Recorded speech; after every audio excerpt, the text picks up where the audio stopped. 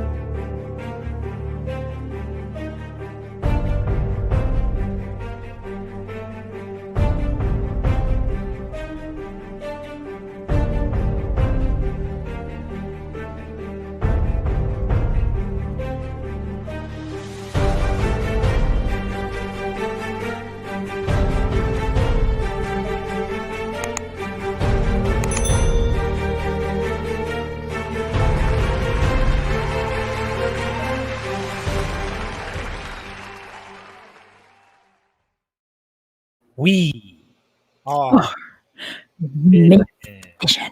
That was a cool intro. I like that one. Thank you. Thank you. Different, yeah.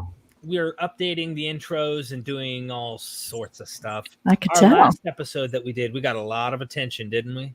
Yes, I was pleased. That was fun for me. And it was fun to actually heard from a few people. They reached out through my personal page or whatever, it was nice to chat with a few people afterwards too. So yeah, when you come on MythVision, mind you, there's always a question or questioner that's gonna pull something up. You've hold on, I haven't read that in 5-10 years or something, Yeah.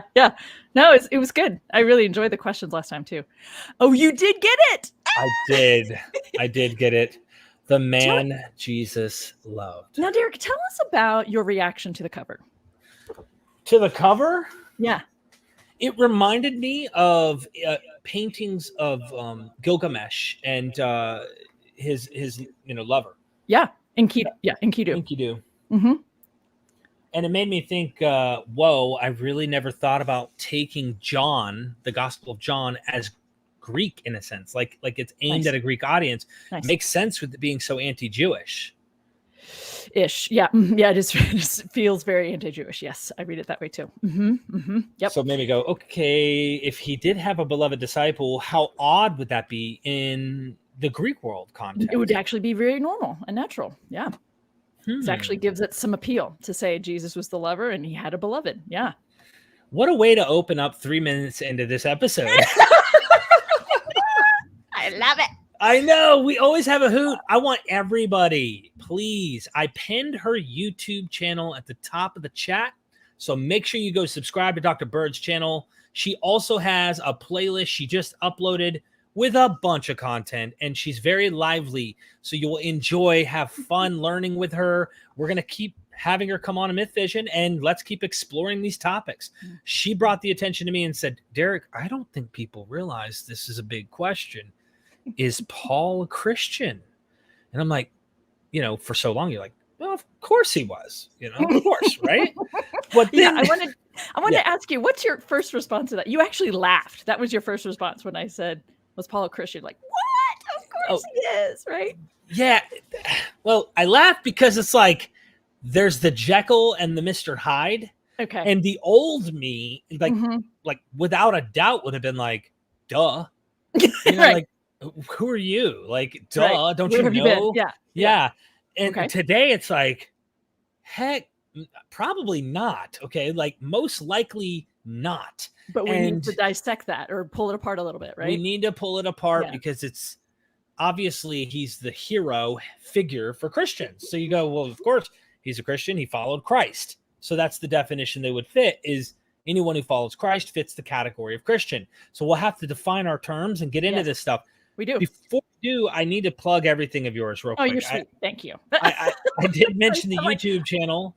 You did. Thank you. She does have the power to absolve you of any sin. So if you subscribe, you're good for sure. That's awesome. Yes. This is the book that inspired our conversation, I believe, right, today? Yes, it is the primary one for sure. Yep, it's good. It's a little, couple of the chapters are pretty dense in terms of like, you're going to want to read them slowly and process. So I'm not like going to summarize each chapter or anything like that tonight, but for those who are curious, it's really good stuff. Okay. Pamela Eisenbaum, she teaches at Iliff Seminary in Denver, Colorado. Excellent. I think she's still there. Yeah. So she's a practicing Jew and she's a New Testament scholar, kind of like AJ Levine is practicing Jew and is a New Testament scholar. And I remember the day that this book or the year this book came out, and I was at a conference and I was at a reception at the publisher that's most Lutheran. So they're very big into Paul there, you know, and I referred to this book, you know, I can't wait to teach this book next spring in my Paul class. And they're like, what? I mean, they just bust out laughing at the idea of Paul not being a Christian. And these are biblical scholars, right? Right. So that's because they, and we're going to get into this. Might as well, let's just save it. We're going to get into it. And of course, any questions, super chat them. We will dive in. Permission granted. You must get the book. It's on Audible. It is on Audible. I did the reading for it even. So I wanted to ask you though, like in this, I want to do a specific video with you on this book. We need to do one just on this book because we do it on topics related and things that are there. But like, why don't we do a video and call it Permission Granted? And then of course, dive into this and see what your book's about.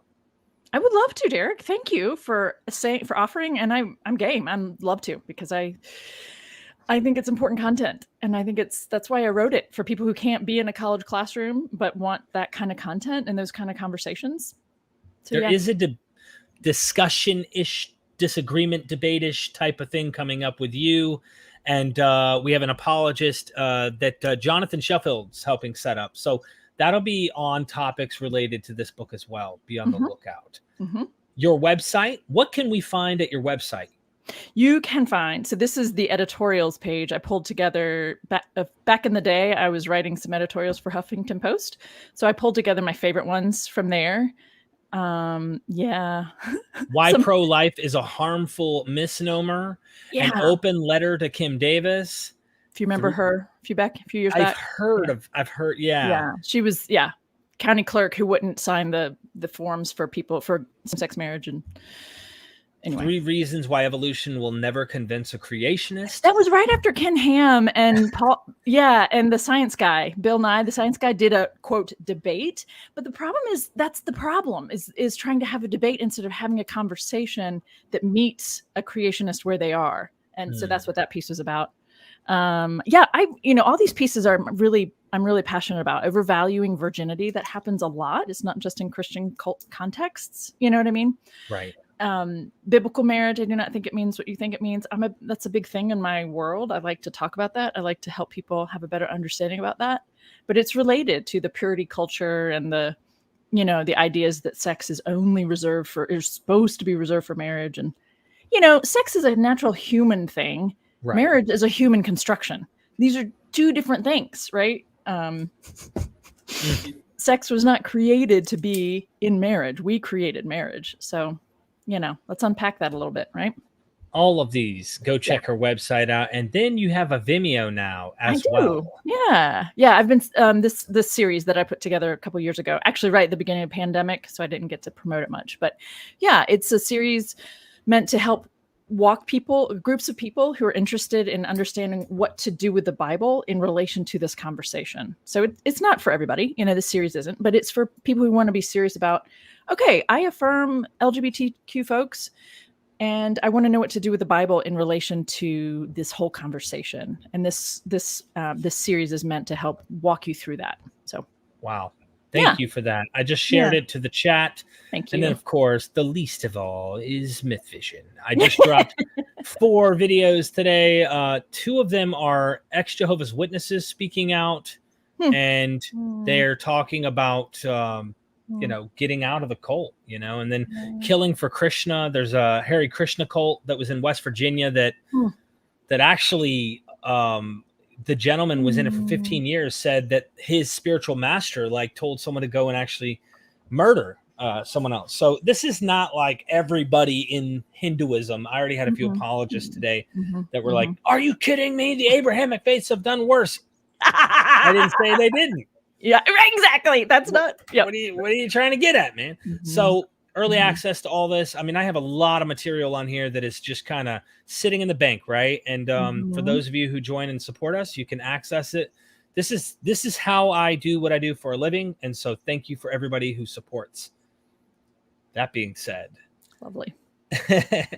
Thank you for joining me today. Yeah, it's a privilege. It's an honor. It's really fun. So, and this is a fun topic, right? It is. How we do have a super chat, but I'm going to hold on. Okay. Let's approach it, right? Well, okay. It's really not related to the Paul thing. So we might as well just give Robert Herring a shout out. He's a member of MythVision as well. Thanks, Derek. Dr. Bird is awesome. Aww. My woman approves, and she is my goddess. Oh, she's awesome. Proud mom with our oldest graduating Texas Tech with a 4.0. Ooh, good job. Yeah. Well done. Congratulations. Seriously. Congratulations, Robert, and thank you for that, man. Thanks for the love. Yeah. Is Paul a Christian? I mean, what do you think? Like, how would you approach this? The short answer is no. The short answer is no, he's not, or he wasn't. Is or was. Are we going to talk about him in present tense or past tense, just so I'm clear? I would say past tense because, but you might want to like define and detail however you want to, mesh this thing out. We need to be clear about that, right? So, and that's part of the issue, right? Some people say, well, of course, Paul was born a Jew, but he became Christian because look at all the stuff he did, right? That's usually the way people end up, if they're willing to acknowledge that Paul was a Jew, at least initially, they usually take that passage, I think it's in Galatians, where he talks about his former life in Judaism. Right. So they usually take that line to say, see, Paul thought of himself as changing and that he was formerly a Jew, but now he's a Christian. And just, I'm going to keep referring to Pamela's book. One of the things that it was just a very helpful book for me when it first came out to kind of take in her perspective on things. But one of the things, just on that idea alone, just because he's referring to his earlier life I think we should look at that line as my earlier life, not my previous life, right? So as a younger person, I did these things as a Jew, right? Which is not to say that I'm no longer a Jew. Does that make sense? The distinction? Yeah. So that we should be reading it that way and not. I mean, he uses it when he wants to use it. And if he wasn't a Jew, he wouldn't be making active arguments of saying, look, I'm from the tribe of blah, blah, blah. Exactly. He constantly uses that as his, like, not a trump card, but like, this is his cred, his street cred, right? I am these things. Yeah. He doesn't ever deny that. That is a part of who he is. There are lots of things in his letters that talk about how other Jews also still see him as a Jew. Right. He was whipped or according to Acts, right. He was whipped.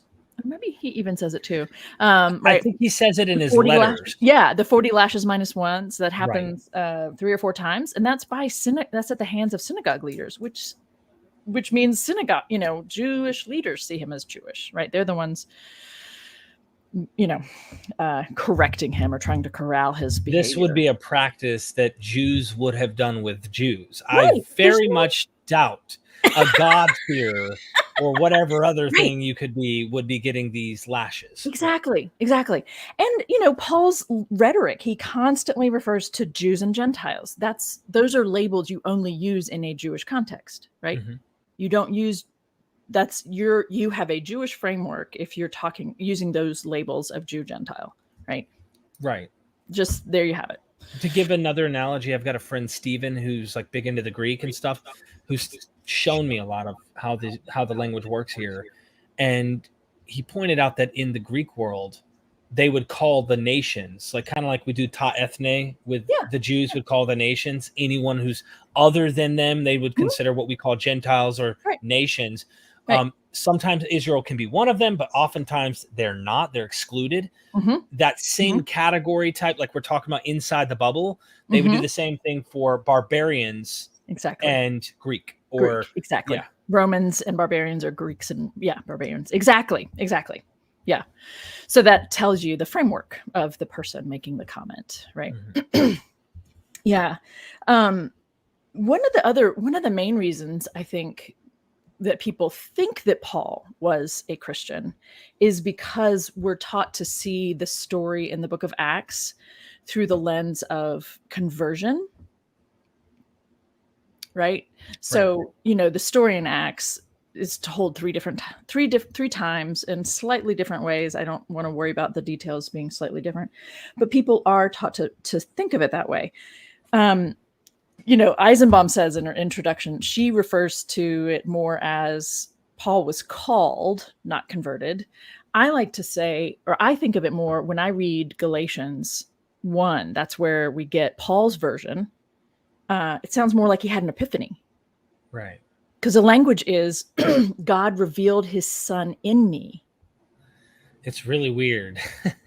I've said that. And there are people who, I wonder if it's an apologetic, but they don't like that in me because they want him to be, they want to use this as an apologist to say, Jesus revealed himself to me as if there was like a physical appearance of Jesus. But this is weirder than that. This is like almost like Christ is revealing himself in and through me in a weird way. Like it's kind of a strange thing. You know what I mean? Yeah. People do read that in and through versus in me as in like an internal conversation or epiphany. Right. Mm-hmm. And I think that I think I would caution us from reading that in me as in through me. Okay. Like I would caution against that just because of the context and the way he's talking about it. I think, and you would also say not an appearance, like which is the physical resurrected Christ who showed up to me or something. Right, right. That all comes from Acts, though. That's the thing. Is the version of this story in Acts makes it sound like he had more of what sounds like a conversion experience, right? So there's a reason for people to think that Paul did convert. And that conversation about converting from one to another is a part of the anti-Semitism of the Newer Testament writings and the early church and all of that, right? So there are a lot of overlapping conversations happening here in this topic. Right. Yeah. By the way, if I might throw something just for fun, at the end of Acts, I was reading commentary by Richard Purvo, and he thought that Acts, being later, of course, probably second century, he says, and I don't know how true this is, but the guy's smarter than me on all of this, so I'm going to go with he probably knows what he's talking about, that at the end of Acts, when Paul's in prison, there's something in the Greek that it sounds like Paul in Acts, remember, this is where you can see why people think Paul's a Christian, and that he's no longer a Jew. In Acts, in his commentary at the end, the way that Richard said Acts sounded was like Paul said, I was once, then my identity is different now. And this might hint to why in Acts like 21, 22, where James goes, listen, you told Jews, I heard, not to keep Torah, not to keep law. Maybe there's a rumor floating around. How true is it? I don't know. But I just figured I'd throw that up there, that maybe Acts is the reason, like you're saying, that is causing people to define Paul within that paradigm because it's second century. Right. Several decades of ideas and development of thought have taken place. And there's so many things about the book of Acts that really drive me crazy. One of them is the way I'm not a big fan of Paul, by the way. I should just say that. But so I don't feel the need to like defend him or make him seem right and good and all that stuff. But I really don't like the way Acts gives him short shrift. I mean, Acts makes it sound like all of the ideas that Paul worked out, it took him several decades to work out all of his theological ideas. And the book of Acts makes it sound like Peter and all these other disciples of Jesus had all of those ideas right out of the gate. Well, right out of the gate, Paul and Jesus' disciples disagreed on things. So I don't like the way Acts depicts Paul.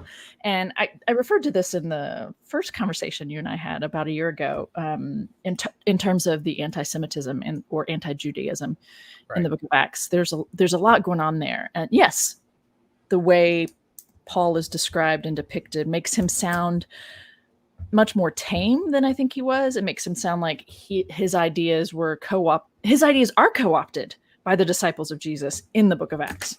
And that isn't how it went down according to Paul and according to his letters and the way he was treated, you know. You see how problematic this would be for any person just trying to get, hey, I just want to read my Bible. Good luck.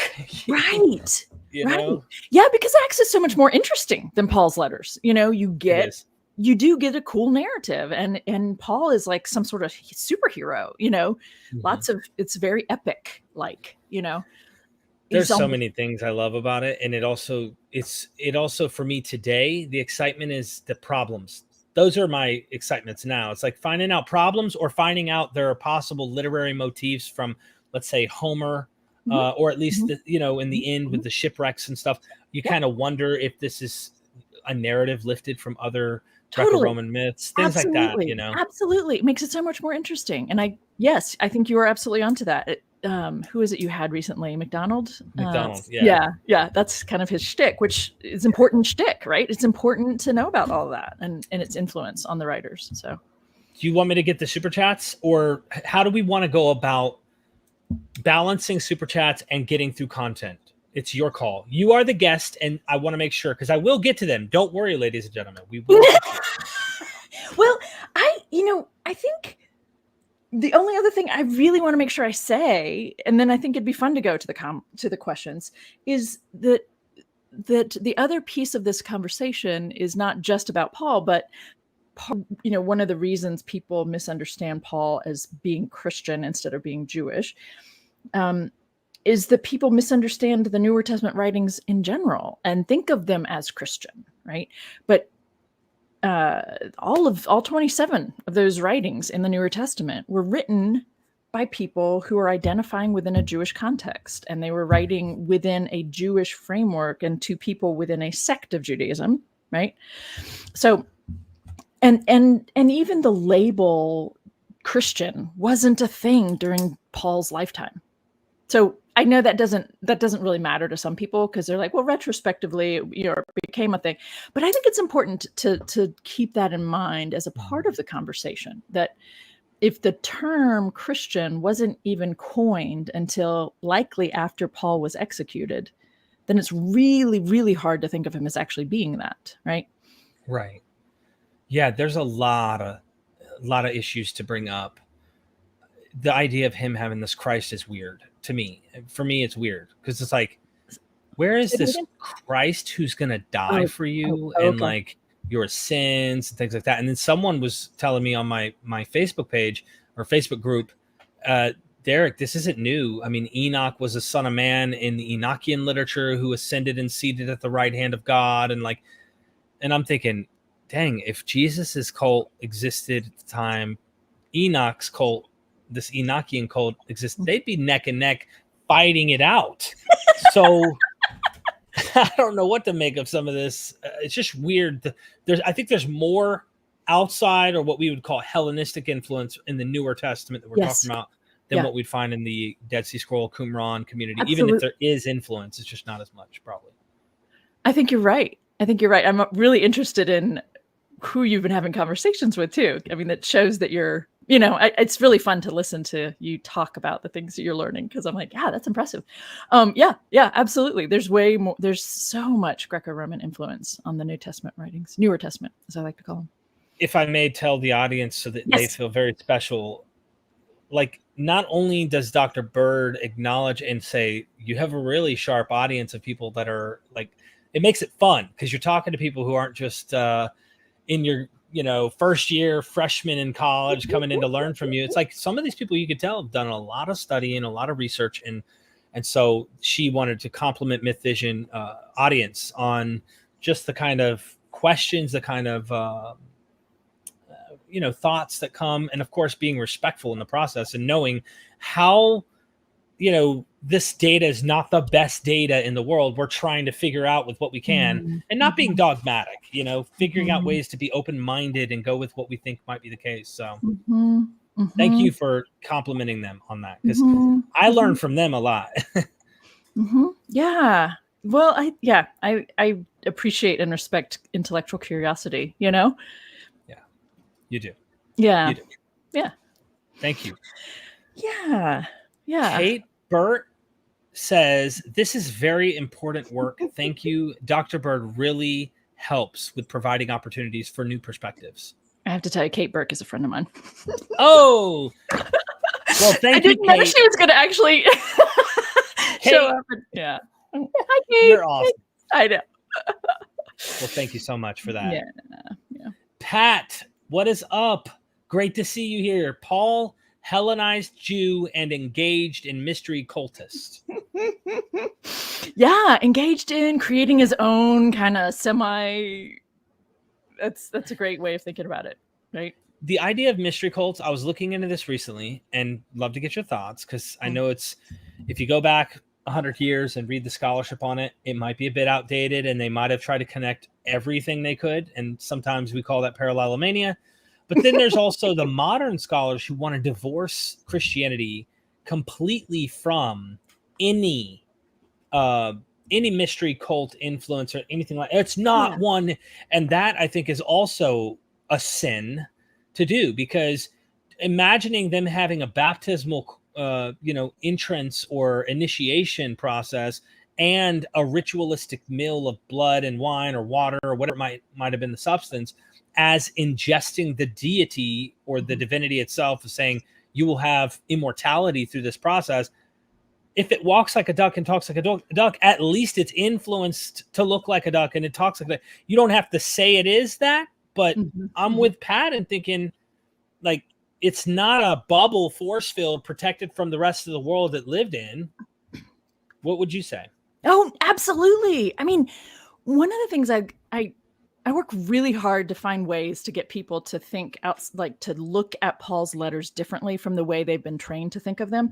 And one of them, the things I try, might be a little over their heads, I'm not really sure, is I bring in like a chart of the models of salvation that Paul uses in his letters, right? To talk about, okay, just, Derek, just so you and I are on the same page on this, the way I think about what Paul was doing is, he was a Jew. He thought of the covenant for Jews is what makes them have a righteous relationship with God.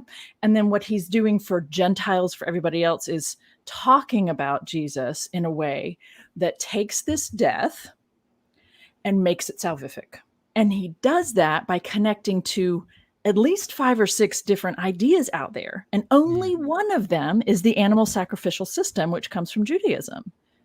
The rest are tapping into things like this mystery cult thing, right? With, and I'm just drawing a blank on Mithras. So Mithras is the one I think of, and I wonder if that's the one I'm thinking of when you were referring to drinking the blood and eating the body, right? You ingest the God, so the God is in you, and you're in the God. I mean, that's language that comes right out of Paul, right? This is idea, I say it comes out of Paul. Paul is pulling it right from this kind of a context, and to talk about salvation in Christ. So yeah, if he is, of the 5 or 6 different models, if only one comes from Judaism, well, where do the other 4 or 5 come from? Great point. I love the way you're thinking about this too.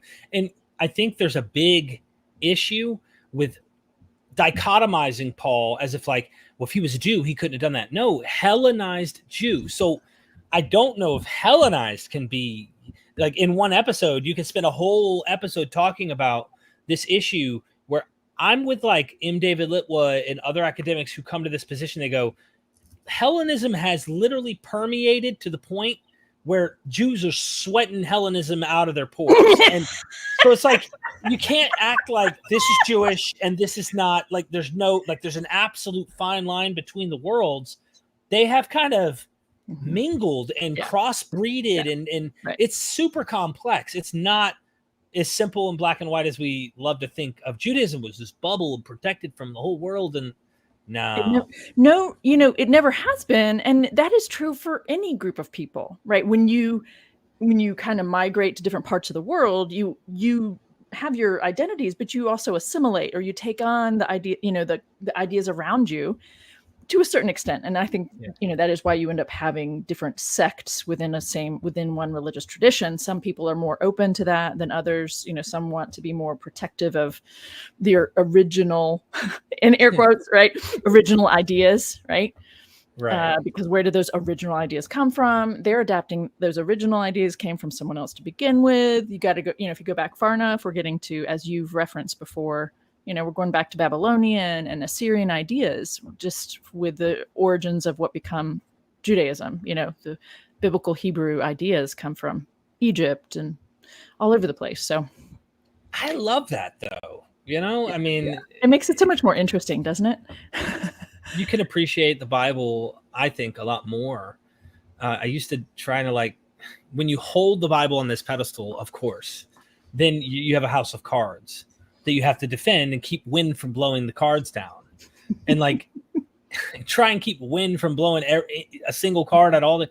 It's going to fall at some point if you're really honest. So, yeah, and I have to. Oh, go ahead. I was just going to say, I do have to say, it was a really freeing thing for me personally when I realized I didn't need to defend the Bible on anything. I don't need it to say anything in particular. I also don't need to protect it. And it's a much more interesting relationship, I think, to have with this collection. Call it sacred or not.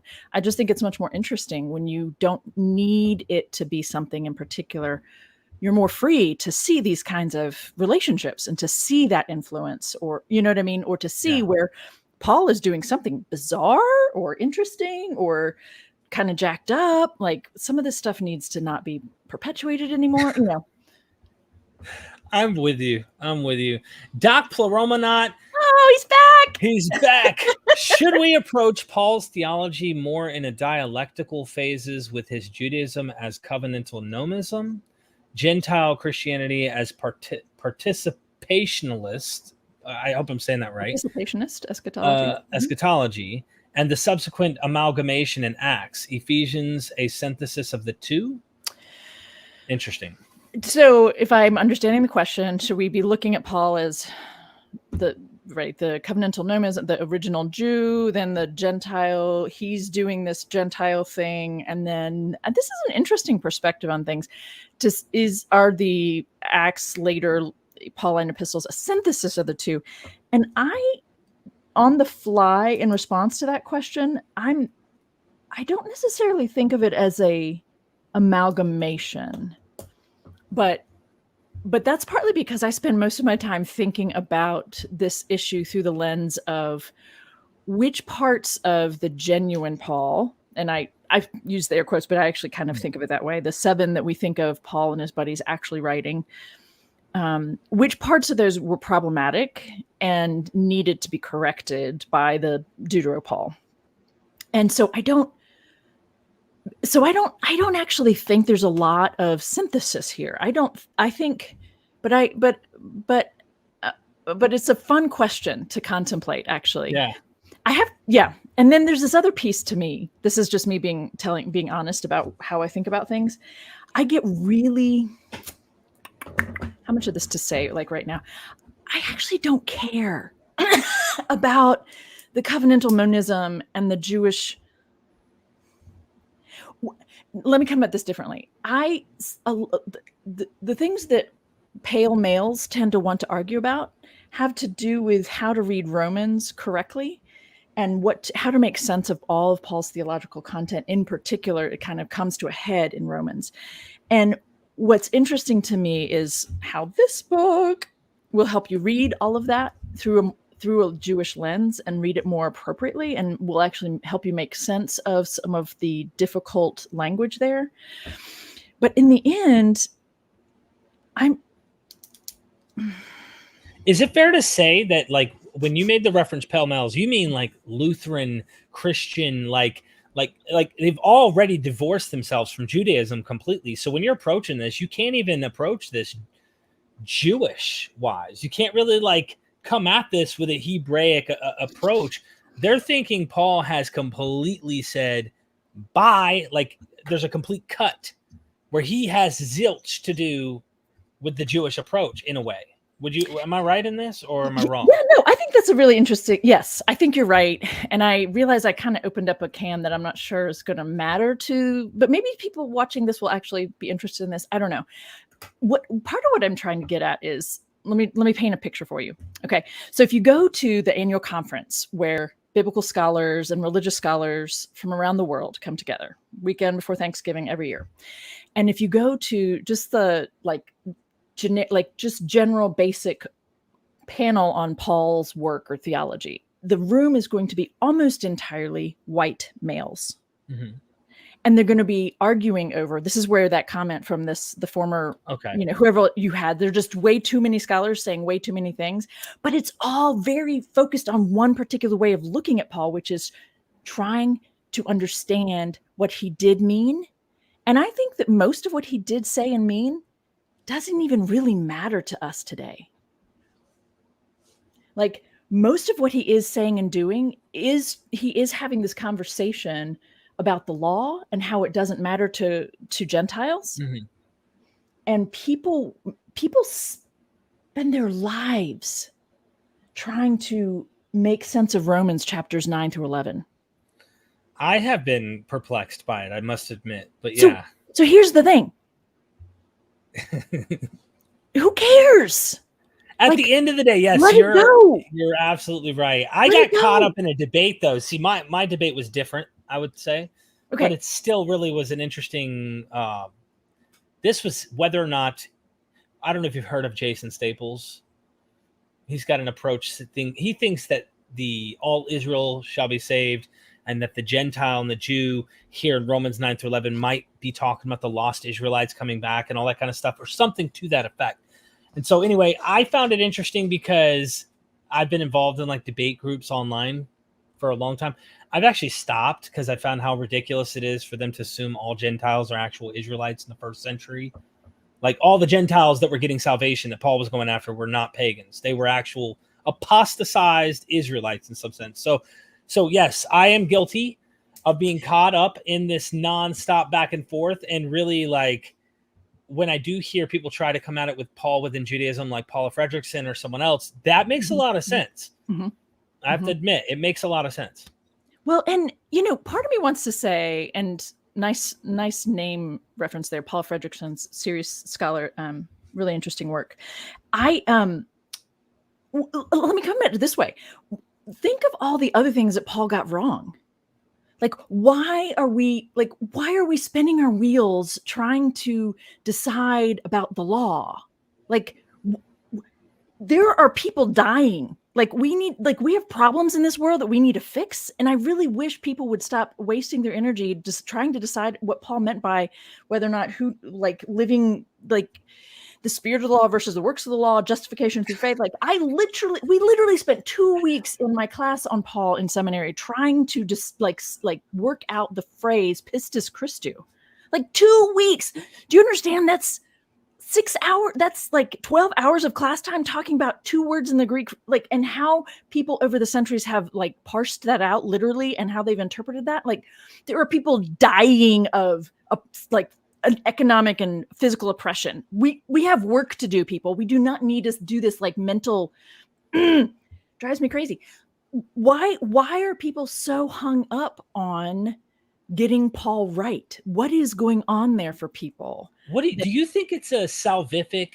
There's like an epistemological, like, dire need to get Paul right so that we can be right about our Christianity? I mean, what do you think is going on?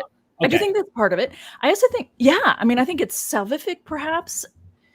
I think it's also just that Paul is the guy, right? Paul is the guy who created Christianity, what became Christianity. And so there's power and authority in being able to say, this is what Paul meant, right? Yeah. And people, I think there's an element of just being hung up on correct versus incorrect, which we get from Paul. Ego. It's like this ego of I'm smarter and brighter and right. Yep. It's ego. It's also the dualistic framework of, like the right and wrong, you're in or you're out, which is really harmful for people to actually have that way of looking at the world. I think that there's a lot in Paul's rhetoric that is really harmful. And part of me is just kind of, I mean, there's a book I'm going to write next after I finish this one, which is Before Reading Paul, Read This. And it's all of the elements. Is that what it's called? No, it's truly what it's called. Yeah. That's awesome. Yeah. Because there are so many things about Paul and his writings that are just flat out harmful, that people dance around, find ways to make okay or accommodate in some sort of way. And it's, to me, it's wasted energy.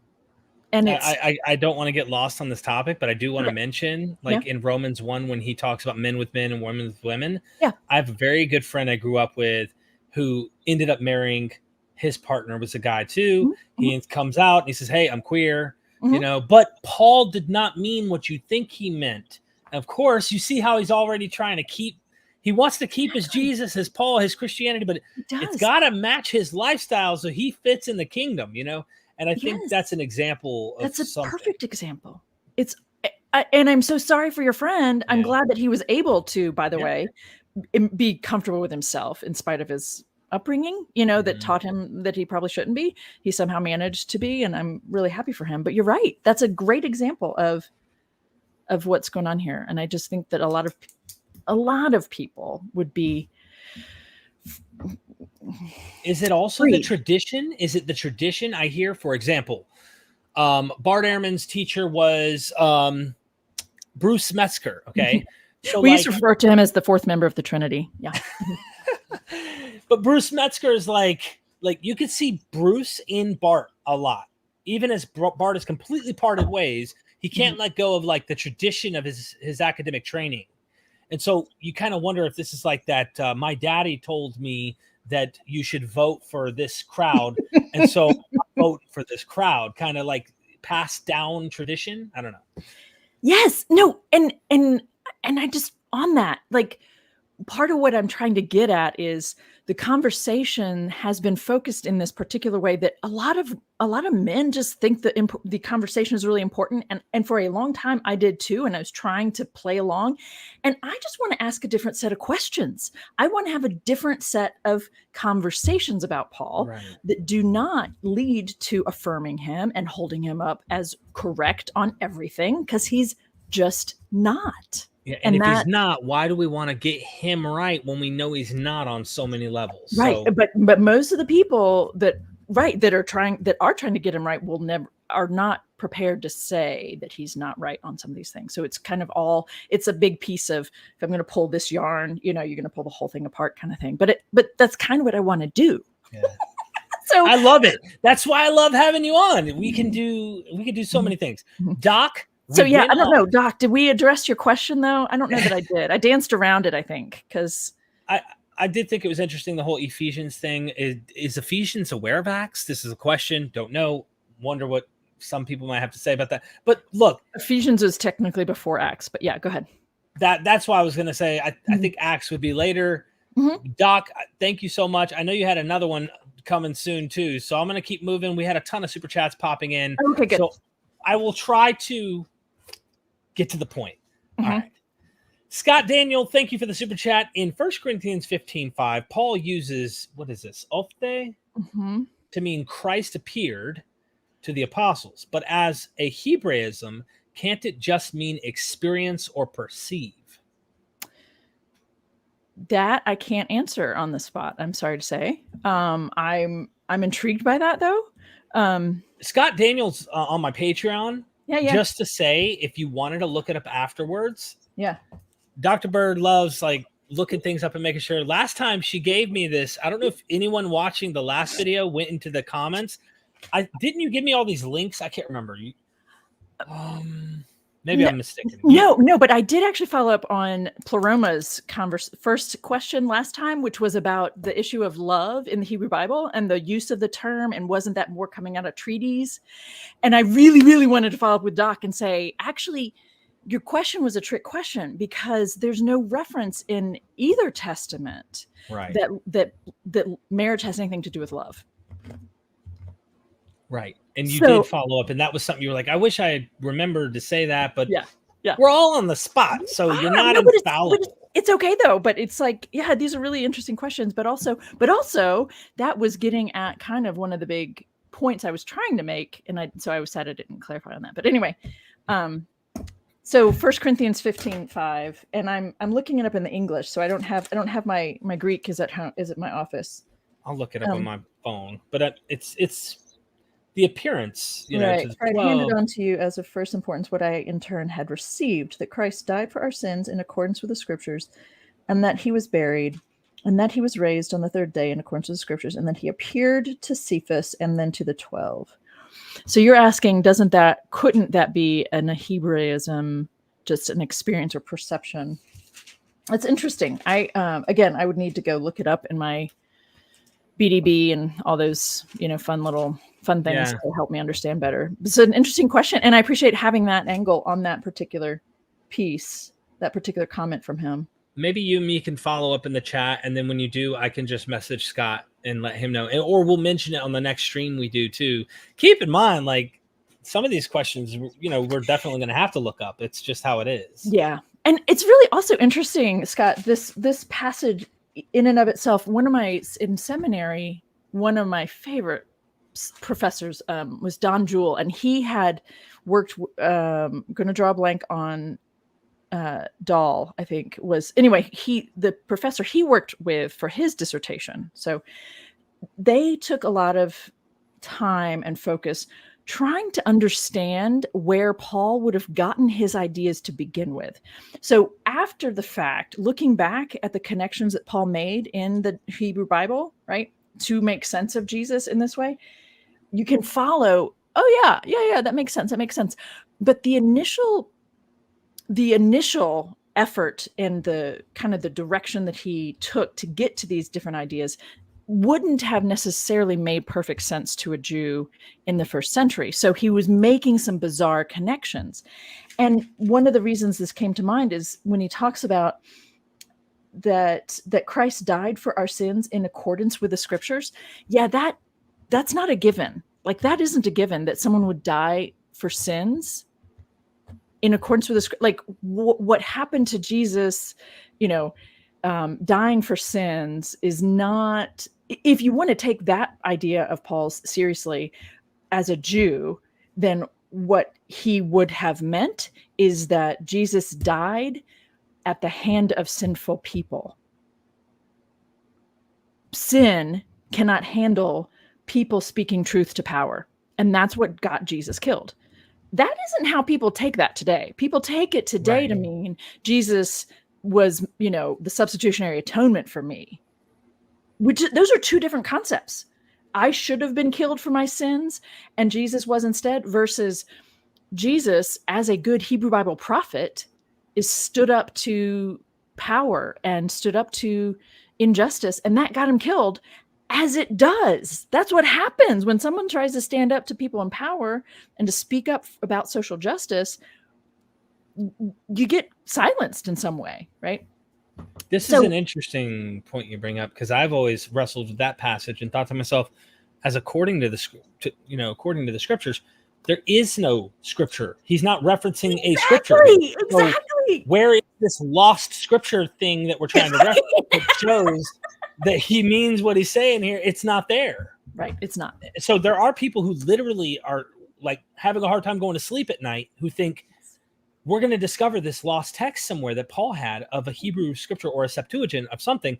And instead of taking it like you're saying, they have this atonement concept. And so are we anachronistically reading this into Paul?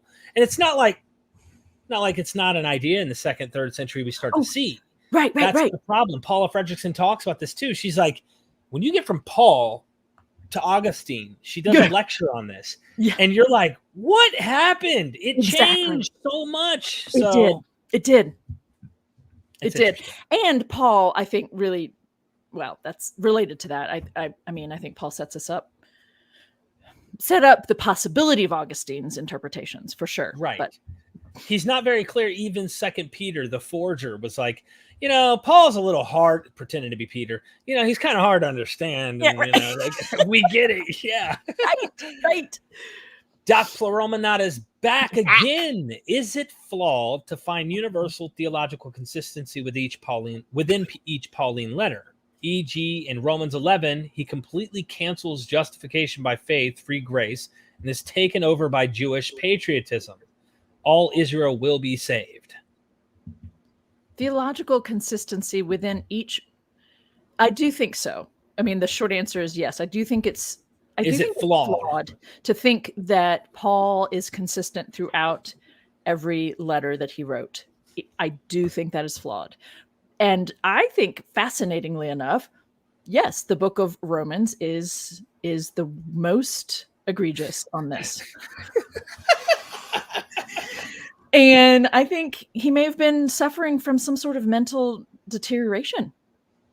He doesn't make sense. And even with this help, there are still passages that do not make sense to me. And so I think he was actually losing it and wasn't actually making sense sometimes.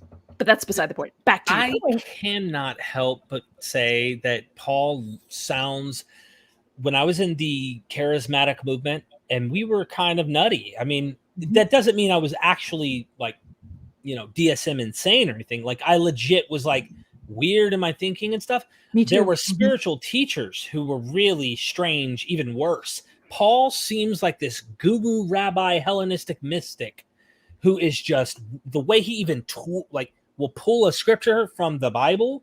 And where did you get that from? Exactly. Like, how did you do that? So he seems like I could see him bending and doing all sorts of gymnastics. Yes.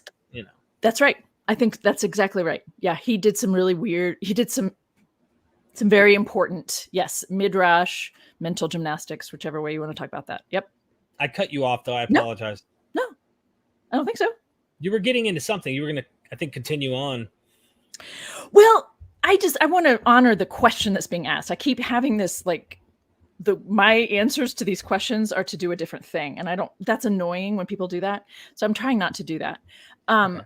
But because I think it's important to respect the question that's being asked. And I actually think that these kinds of questions are interesting in that it's more of kind of what I was pointing to earlier. Like, why, we're trying to make these things that Paul said, or I don't necessarily think Doc Plurimonant is trying to do that, but I think Doc is actually pointing this out that people do. People want to say, of course, Paul is, making, this is just a really profound thing he's saying.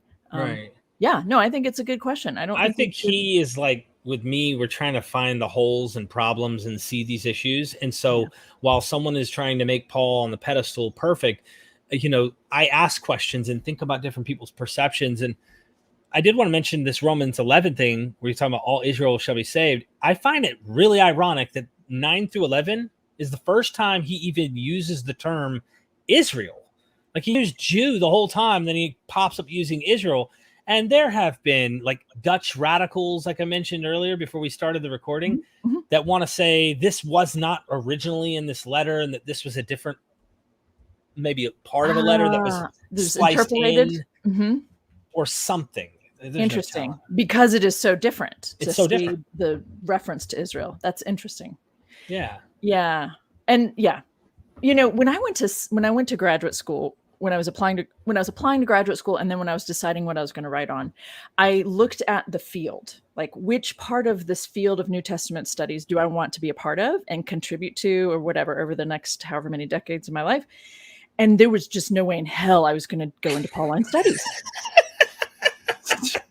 It's just too much of all saying the same thing from lots of different perspectives. And I was going to have to learn all those tweaks and all those little differentiations, and then try to contribute to that. Like, that just makes me, it makes me go numb, But that's hilarious. I try. I do my best. Doc, did we actually answer your question? I think we did. I think the first part we did in Romans 11, he completely cancels justification. That's another issue. I think it was Richard Carrier come on or something, and he said it's a bit anachronistic to say free grace with no works and then work salvation. And like, Paul doesn't mean what we think he means because of Protestantism and Catholicism arguments. It has nothing to do with that. And he went into some It's something else he was saying. Well, it That's sounds all like he was actually being really respectful of Paul's Jewishness in that, which is nice. Yeah, I think ultimately, I'm going to say it again. I just think that we're wasting our energy, really, if we're really trying to make that the whole thing about Paul and law. I just think it's really because Christianity, technically speaking, Christianity doesn't need the law. Like, period. Done. Move on. We've got we have starving children to feed. You know what I mean? Like, yep, I understand. Okay. Sorry. I'm with you. Okay. Doc, Yeah. thank you for the super chat, my friend. Yeah. David the Goliath, Apostle Paul was a Mormon. That's awesome. I've never had someone say that. I wish you could explain how you got there, David. Yeah, if he had multiple wives, I think you'd be closer to the truth there. But Paul also claimed to be, celibate. So there's that. There is this interesting analogy. I do like to use Joseph Smith oftentimes for Paul as an analogy. The problem is we don't have much. All we have are Paul's letters. I wish we had someone who wrote about him or something, like we knew to get further in, like, hey, this guy, this is what he did. He used to be a synagogue attendee. Like Joseph Smith was I tried to tell this the other day on my Facebook group. He was a Trinitarian Christian. Now, don't get me wrong. He also, his family had traditions with magic and stuff, but the burned over district in New York had that as well. So there's a weird mix of some form of Protestantism, Orthodox Christianity, and weird magic and stuff like that in the burned over district created the beast we call Mormonism, especially when the guy had the ego that he did. Look at Paul.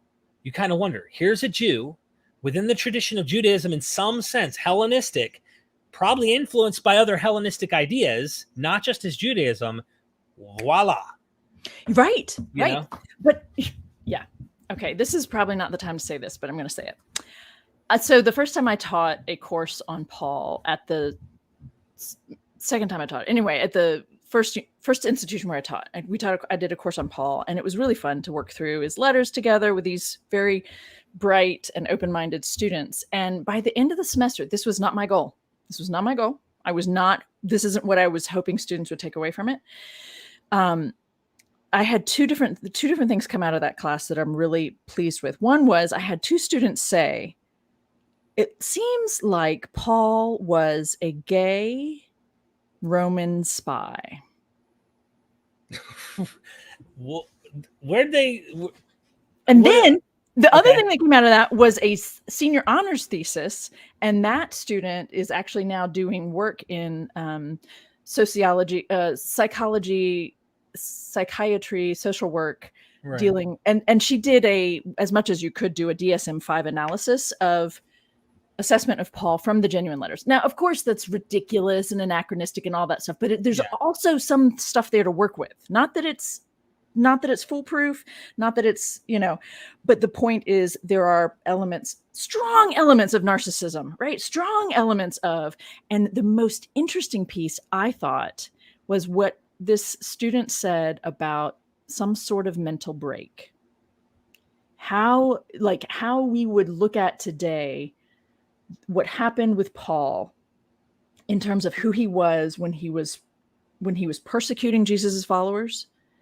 Something happened, and then he had a dramatically different direction, a dramatically different trajectory and mission.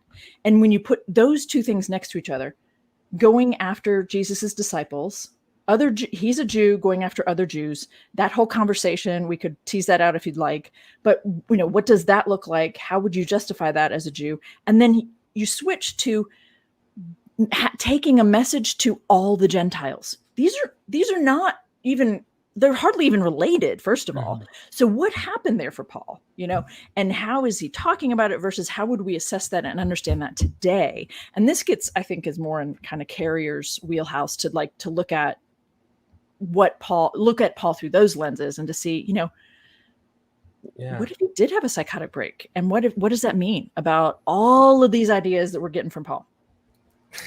Yeah. I mean, there's a book, I think, written about Paul being a Roman spy, actually. Is there? Yes. I'm not aware of that. can't remember the name. The lady Yeah, got death threats. Well, I could get it to you later. She got death threats and actually said she did. When I wrote her about an email to try and do an interview, she said she wouldn't. She didn't want to even be in the spotlight anymore. Kate Burke is back. I wonder whose friend she is. Dr. Bird was my Greek professor, but yes, friend. Oh, hilarious. She needed to chime in again. I love you, Kate. Thanks. Yeah, she's, but Gay, Gay, we don't need to talk about the Roman spy part, right? Because the ideas that he put out there are appealing to the Greeks and Romans, the Hellenistic mindset, the Hellenistic worship practices, the Hellenistic, ideas about afterlife and the concept of heaven or an afterlife or something like that, right? That's not so much Jewish. There's a little bit of Jewishness there, but not really. And so it's making common ground with all of these different Hellenistic ideas. He's taking quite a few of them and pulling them together and applying them all to this guy, Jesus. I mean, that's a pretty powerful thing that's potentially could be used for the Romans, like the people in charge of this empire.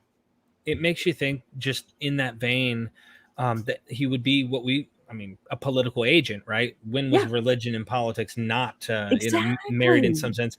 But it especially in light of the radical, there's this idea that, you had the Messianics that were, really think the end is near. They're the people who started the war in 70. And maybe there's the theory, some people throw it out, or the hypothesis, that Paul was an agent working to try and,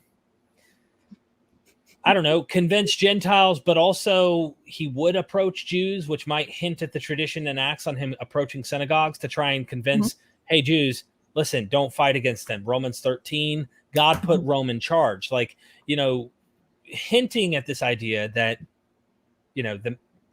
don't pick up your sword. Don't go out here trying to kill, what happened in the leading years up to the destruction of the war.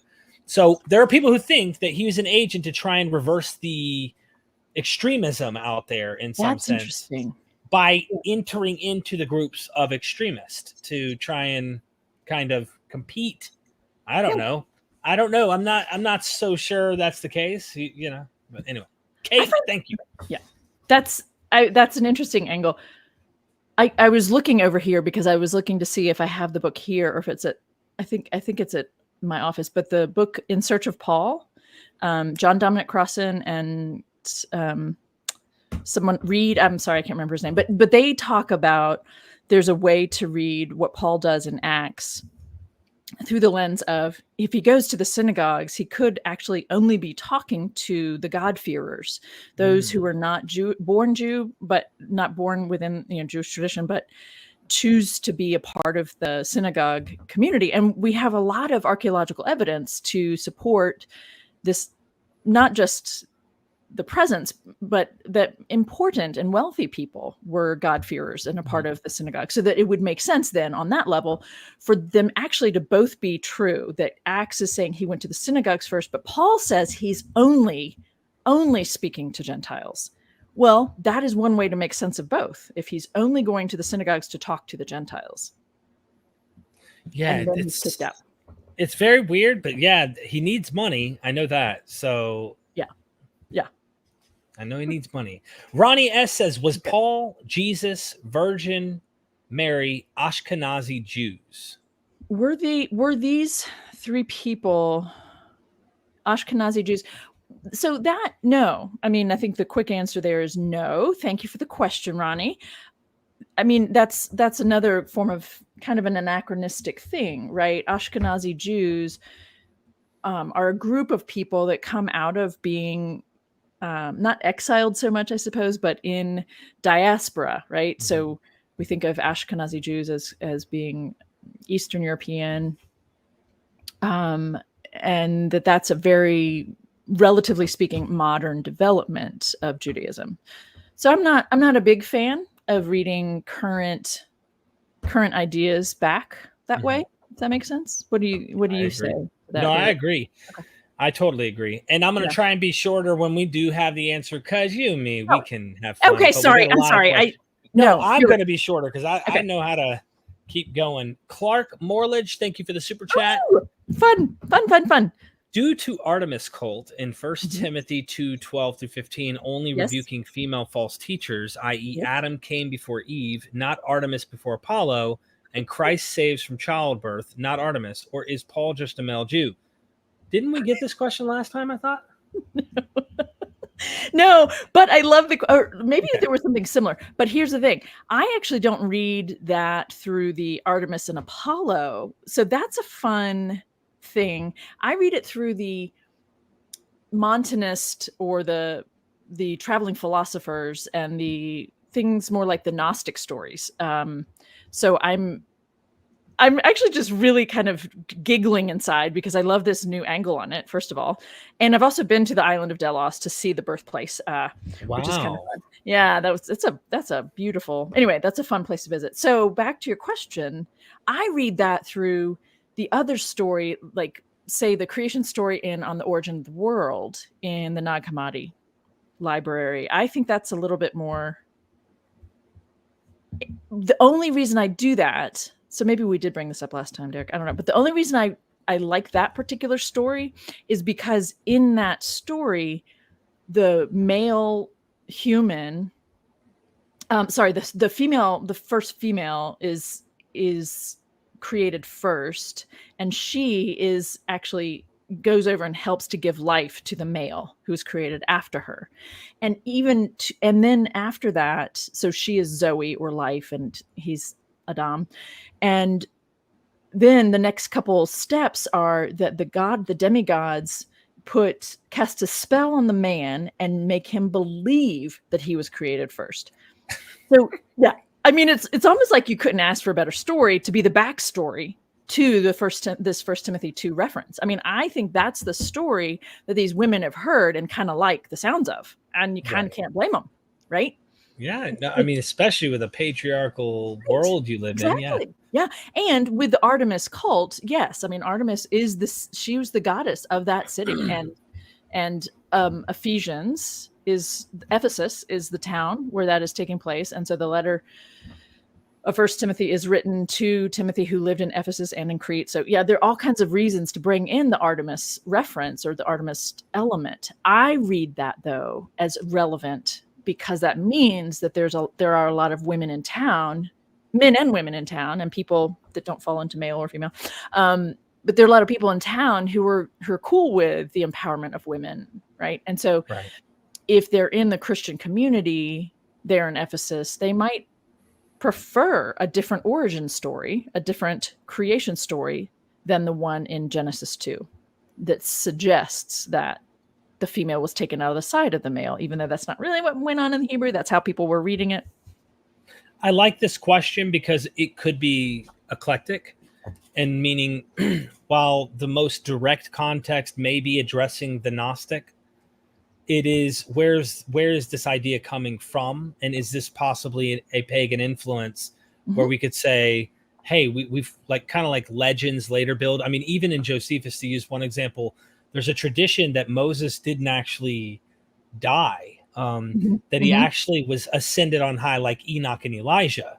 Right. But hold on, Deuteronomy, like the Torah says he died, but Josephus has some story that he didn't and ascended, and it looks like an apotheosis. So I'm like, okay, why are you making an apotheosis of Moses unless the impact of the world they're living in had made that tradition of Moses possible? So it makes me think this Gnostic dilemma right here with Timothy may have had a backstory that Clark's getting at that we're not really like. You're saying, here's the closest direct thing I think, but that doesn't mean Clark isn't wrong about, or is wrong about this. So that's an interesting thing. No, absolutely. And even more so, but just to be clear, I don't think Paul actually wrote 1 Timothy, but someone did in his name. But Paul, yes, but still, the question there, or the point that, just to be clear on Clark's comment, or is he just being a jerk? I mean, is that what you mean when you say, or is he just a male Jew, as in, is he just being a patriarchal guy?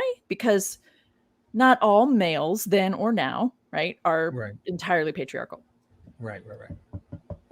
Yeah, I definitely think.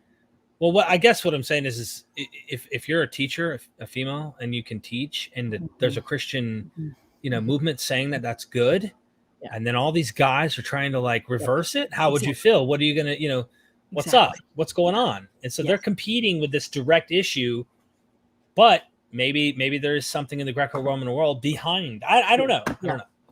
Yeah. It's interesting, Clark. Thank you for that question. I've seen it before, but I think he asked it with M. David Litwa on, and that's why I asked, did he ask this last time? Yeah. No, I wasn't here. Yeah. The other thing that came up in reading that particular passage with my students this semester, actually, this realization or something that I just hadn't put together before, you have the passage in First Timothy, and then it's also in another letter, and I can't put my finger on specific passage, but where it specifically says, look, women, if you've got questions, ask your men at home, Yeah. Basically saying, stop asking questions. And I cannot tell you how many female students or female identified students I've had over the last 20 years who've told me, I was told to stop asking questions. And I thought, it's interesting. That's actually biblical. We have a biblical precedent set for us. It's actually in one of the most profoundly powerful passages, this one in 1 Timothy 2 that Clark just referenced. And it's also elsewhere saying essentially, women, I don't permit you to have authority to teach and all that because you have too many questions. You're challenging too much of what we've decided is right. It's not allowed. You're not allowed to do that anymore. Stop. Right. They were probably the first skeptics too. Like right? This doesn't sound right. Exactly. It doesn't make sense. That sounds like my wonderful wife. Like I'll walk in there, she goes, you said 30 minutes. So why did it take you 45? What do you mean? What do you mean? I just was, that doesn't sound right. I'm going out there and checking on this and making sure. What? That's awesome. Seriously though, that's, that whole suppression that took place is interesting. I wonder if the influence after the war, I don't know, we're going to get off into some stuff, but it makes me wonder if this dominant male position became what motivated guys to do that is the thing. Like, why did they all come in and say, shut up, here's the deal, and is it also an interesting fact that Christianity kind of with Acts, right? What I've heard, Acts of the Apostles kind of Judaizes the movement more. It tries to kind of where Paul's like, doesn't worry about what you eat. Remember, he's focusing specifically on a Jewish context. Exactly. But then in Acts, there's a clear contradiction. Do not eat meat sacrificed to idols. So Paul doesn't quite care, but in Acts, there is a reference that says, do not eat meat sacrificed to idols. Is he talking to Jews only? Maybe you get into the context and you find that. I don't know. My point is are they going back to more of a Jewish way? Are they trying to, I don't know. It's hard for me to. No, I'm just listening and trying to process what you're getting at and what you're trying to pick up. I'm wondering if it became more patriarchal over time, and early Christian movements weren't quite like that. Like if you went to other mystery cults, right? Maybe you can't really go to Mithraism. I think Mithraism was specifically men, from what I understand. But if you went into other ones, were women leading? Were they in charge? Were they powerful within these cults? Makes you kind of wonder. Absolutely they were. And I think one of the reasons I love visiting Ephesus, the historical site, is because it's kind of like a hub of all these different all these different issues and ideas kind of meet here in Ephesus. Mm-hmm. You have the empowerment of women in leadership in mystery cults or religious traditions, and you have this letter, 1 Timothy, and the letter of Ephesians, that both tell women to be quiet or to be subservient to their men in the same way you're subservient to the Lord. Like, you don't get much more patriarchal and sit down, shut up, than that. And that's also happening in the town of Ephesus. And you have Paul probably spent, if we can trust Acts at all, he probably spent some time in Ephesus. We've got one of the ancient seven wonders of the world was the temple to Ephesus, to Artemis there in Ephesus, right? I mean, you've got all kinds of ideas that are coming together right here in the city of Ephesus. Yeah.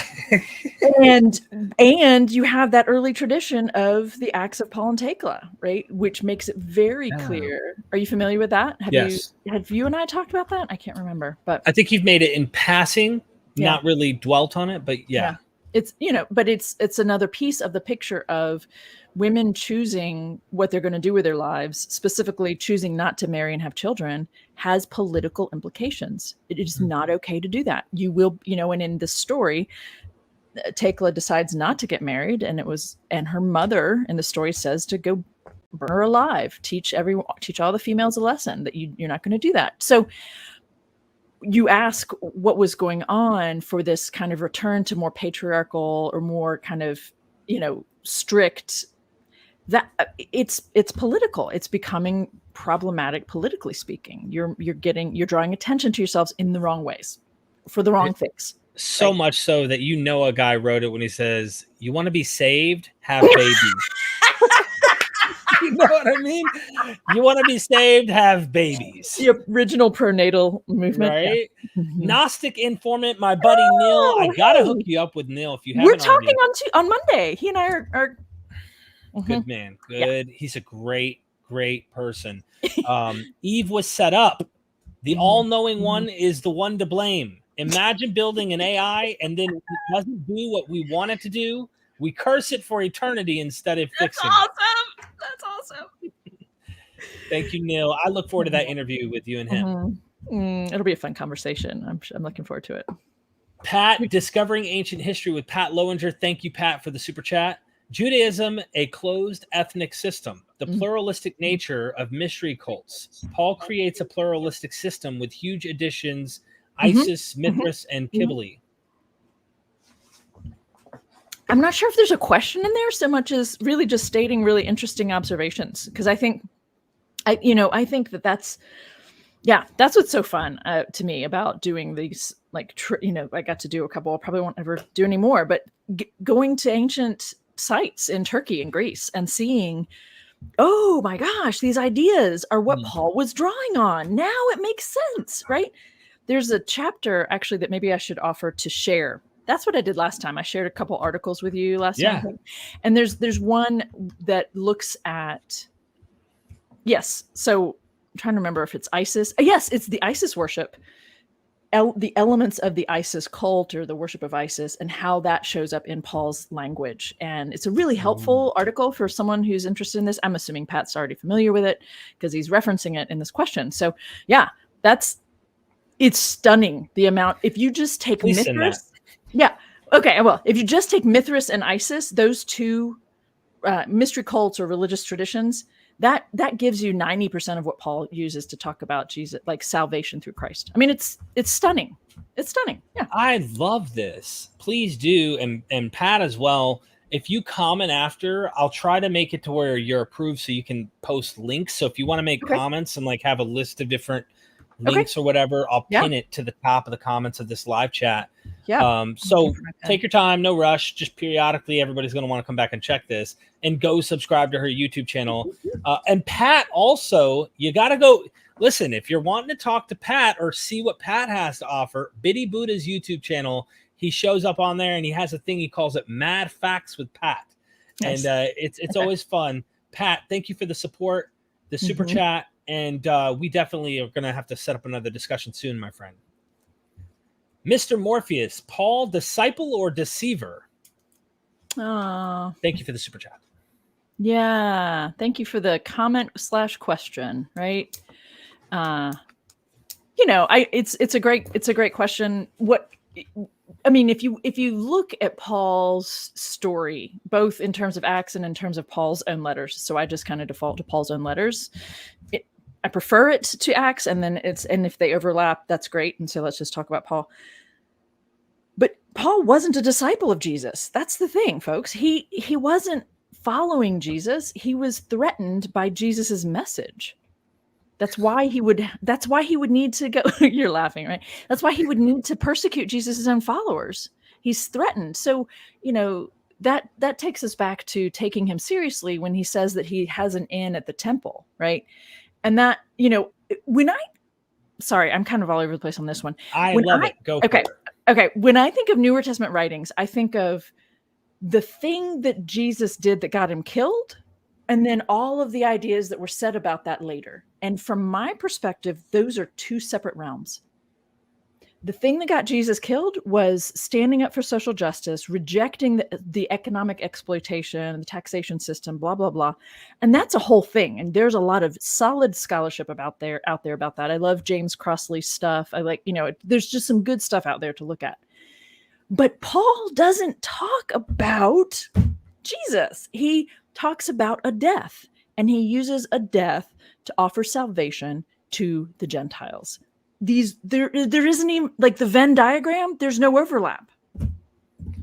It's like apples to oranges, literally. Yeah. So, like, this comment / question is just great. Paul wasn't a disciple of Jesus. He became a part of the movement when he had this new idea or had this epiphany on how to make something out of this executed Jew, right? And how to make that a message for the Gentiles. Like, he's not a disciple of Jesus. He's not teaching anything that Jesus taught. Where do you see any reference to Jesus's teachings? Anything about love? Like, the comments about love don't overlap with Jesus's. Like, come on, people. This is a very interesting thought process. I'm not going to get caught up on it because I do want to get into the super chat. This is fascinating. Okay. John Gurin? Yes, he's actually a friend. And he didn't say anything. He just wanted to say hi. He said, I think I did something wrong. Oh, there we go. Try to sign up for super chat. Then says, anywho, the question is indeed, how relevant are our discussions about Paul? Very important, since so much of our theology is based on Paul. He is a Presbyterian minister, and he is a dear friend. And I appreciate him chiming in. But yes, Christian theology, you don't have it without Paul. On Paul. Yeah, you don't have Paul without it. So the great question, right? When I said earlier, we're wasting our time trying to figure out what Paul's saying in Romans 9-11. Like, I almost get hives just thinking about Romans, much less Romans 9-11, because it's just this, like, sinkhole or something, black hole of time and energy and worry. And right. But he's right. At the end of the day, we have Christian thought because of Paul. And if you don't have Paul, you don't have what we call Christianity. Right. So that's a great point. Thank you so much. Mike Ainsworth says, to what degree was Paul affiliated by family ties, other with the Pharisees, Herodians, and other political power elites? Real or spin? I think there's something real there in terms of the Herodians, Pharisees, those in charge in the temple. And I say that based on the fact that, as much as we know as much as we can know that it is actually fact that he was persecuting followers of Jesus, to me that says that he did have an in at the temple, and he was threatened by what Jesus was saying. And the only reason for him to be threatened by what Jesus was saying is for him to be benefiting from the money-making element. It's not the only part of the temple. I am not anti-Jewish. I'm not trying to say down with the temple. I'm not trying to say down with Judaism, but the element of the leadership that were lining their pockets, right? Due to the way they've been asked to collect taxes for Rome, right? So there's an element of exploitation there that was happening. And Jesus threatened that whole thing. And so because Jesus threatened that thing and Paul is being threatened, maybe there's a reaction to the movement of Jesus' followers. And then in effect, it's almost like whatever happened, he then says, you know what? I'm out of this Jew thing. I'm done dealing with my own people. I'm going to others. Yeah. I think that makes perfect sense personally. I mean, it makes the most sense to me out of all of that stuff. Wow. It's really interesting. I never really thought about it that way. So I don't know about you, if you're watching right now, if you've thought about it that way. I'm late to the party, but this is welcome to the party. Right. I'm glad to just be at the party, please. Yeah, exactly. Squall Kicks, thank you for the super chat. Jesus, I did not come to abolish the law. Paul, Christ abolished the law. How could anyone find that confusing? That's awesome. So awesome. Yes. Yeah, exactly. Oh, except that, and so that, I mean, absolutely hilarious. And at the same time, right, Christ abolished the need for the law for Gentiles, right? I mean, I think, again, coming back to Eisenbaum's book, I think that's part of what she's trying to get at, right? Is Paul was always proselytizers, like the Jews that are trying to proselyte all the non-Jews, and Paul's like, no, Christ is your. He even goes so far as like, cut your whole thing off. If you're going to start, you might as well just, because, like, I don't know. Jews are people are misunderstanding the whole gospel thing. If you are trying to require that Gentiles behave like Jews, you're missing the point. And so that's why Paul would say that in the context of a Gentile ears who are trying to fit in this Jewish sect.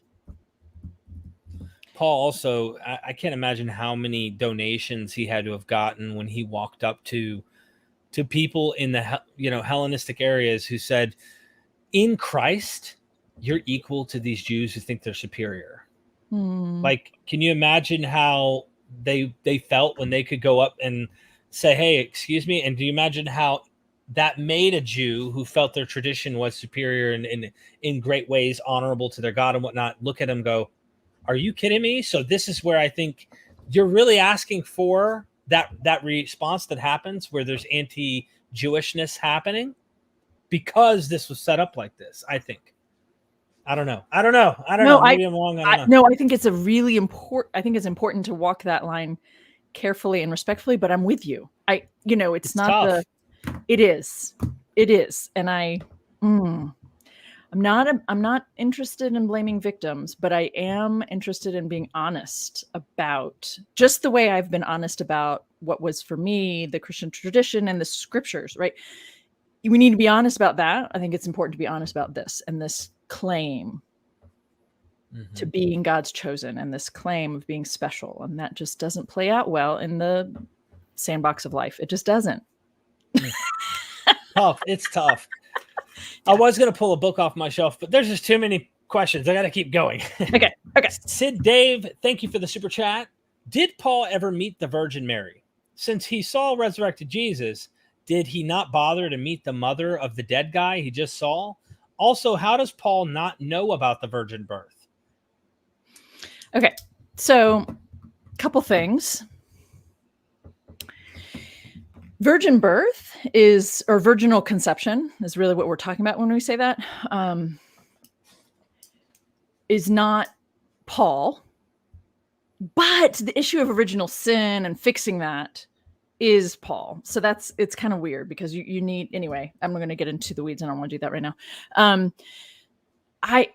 This is me as a scholar and also just as this is who I am. I don't think of Mary as a virgin. I know that that's how she's referred to in the Catholic tradition in particular. Catholics tend to say this, right? She's the Virgin Mary.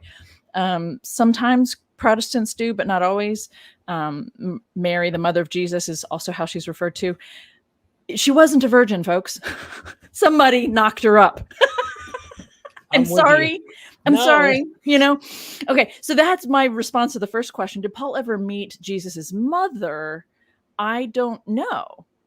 And I don't know how any of us would ever know that. Good question. Can I say one thing too that I think is interesting? Since he saw resurrected Jesus. Who said he did? That's the question I would be questioning even that, because what do we mean? He saw when he says he appeared in me, or if we're taking the in me phrase to mean what you said earlier, the other question I have is if he said he saw something, right? Like if we grant Acts to have a kernel of truth that some epiphany experience, whatever, blinding light, whatever it was, even though it's highly mythologized in Acts, let's just say he had some appearance.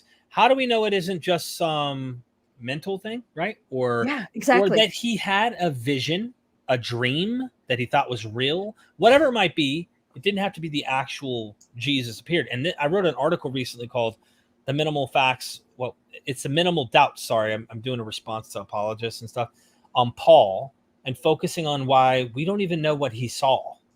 We really don't even know what he actually saw. Experienced. We go to the Gospels, we get tainted by the Gospels, and then we think, oh, he was eating bread and fish and touching holy hands and stuff. That's late. That's not Paul. It is late. It is late. And I've seen that you've had some people on talking about the resurrection and all that kind of stuff. And that's why I appreciate that you've taken that, like the Greco-Roman context for those ideas into consideration, because who saw the resurrected Jesus? Like what period, whether it's Paul or anyone else, right? Which is part of what I think you're getting at there, Derek. Well, the way I looked at it is, I think there's a development happening from Paul, where Paul says he appeared to me. And of course, in that creed, he says he appeared to the others. But what did it mean appeared? Exactly. It's easy to take that and leap that to Luke and John, where here he is eating fish or telling Thomas to touch my hands and stuff. Right. I don't necessarily take that's what Paul means when he says the Lord appeared to me and the others. I think the Gospels embellish and mythologize, and there's also accusations. There's good reason to think they would write something like that because, well, he's not a ghost. See, flesh and bone, look. Well, Paul just said flesh and blood does not inherit the kingdom of God, but flesh and bone can. And what's the deal here? What's going on here? In Luke, it's flesh and bone. Paul says in 1 Corinthians 15, no, that can't. So, I mean, you get where I'm trying to go with that, I think. So, yeah, I mean, I think so. And I'm trying to stay true to this question too. Well, and I love these questions. I love where people are coming, like seeing where people are coming from about this. That last question, how does Paul not know about the virginal conception? Here's the thing, though. He would have been aware of virginal conception stories, right? Because there are plenty that predate Jesus.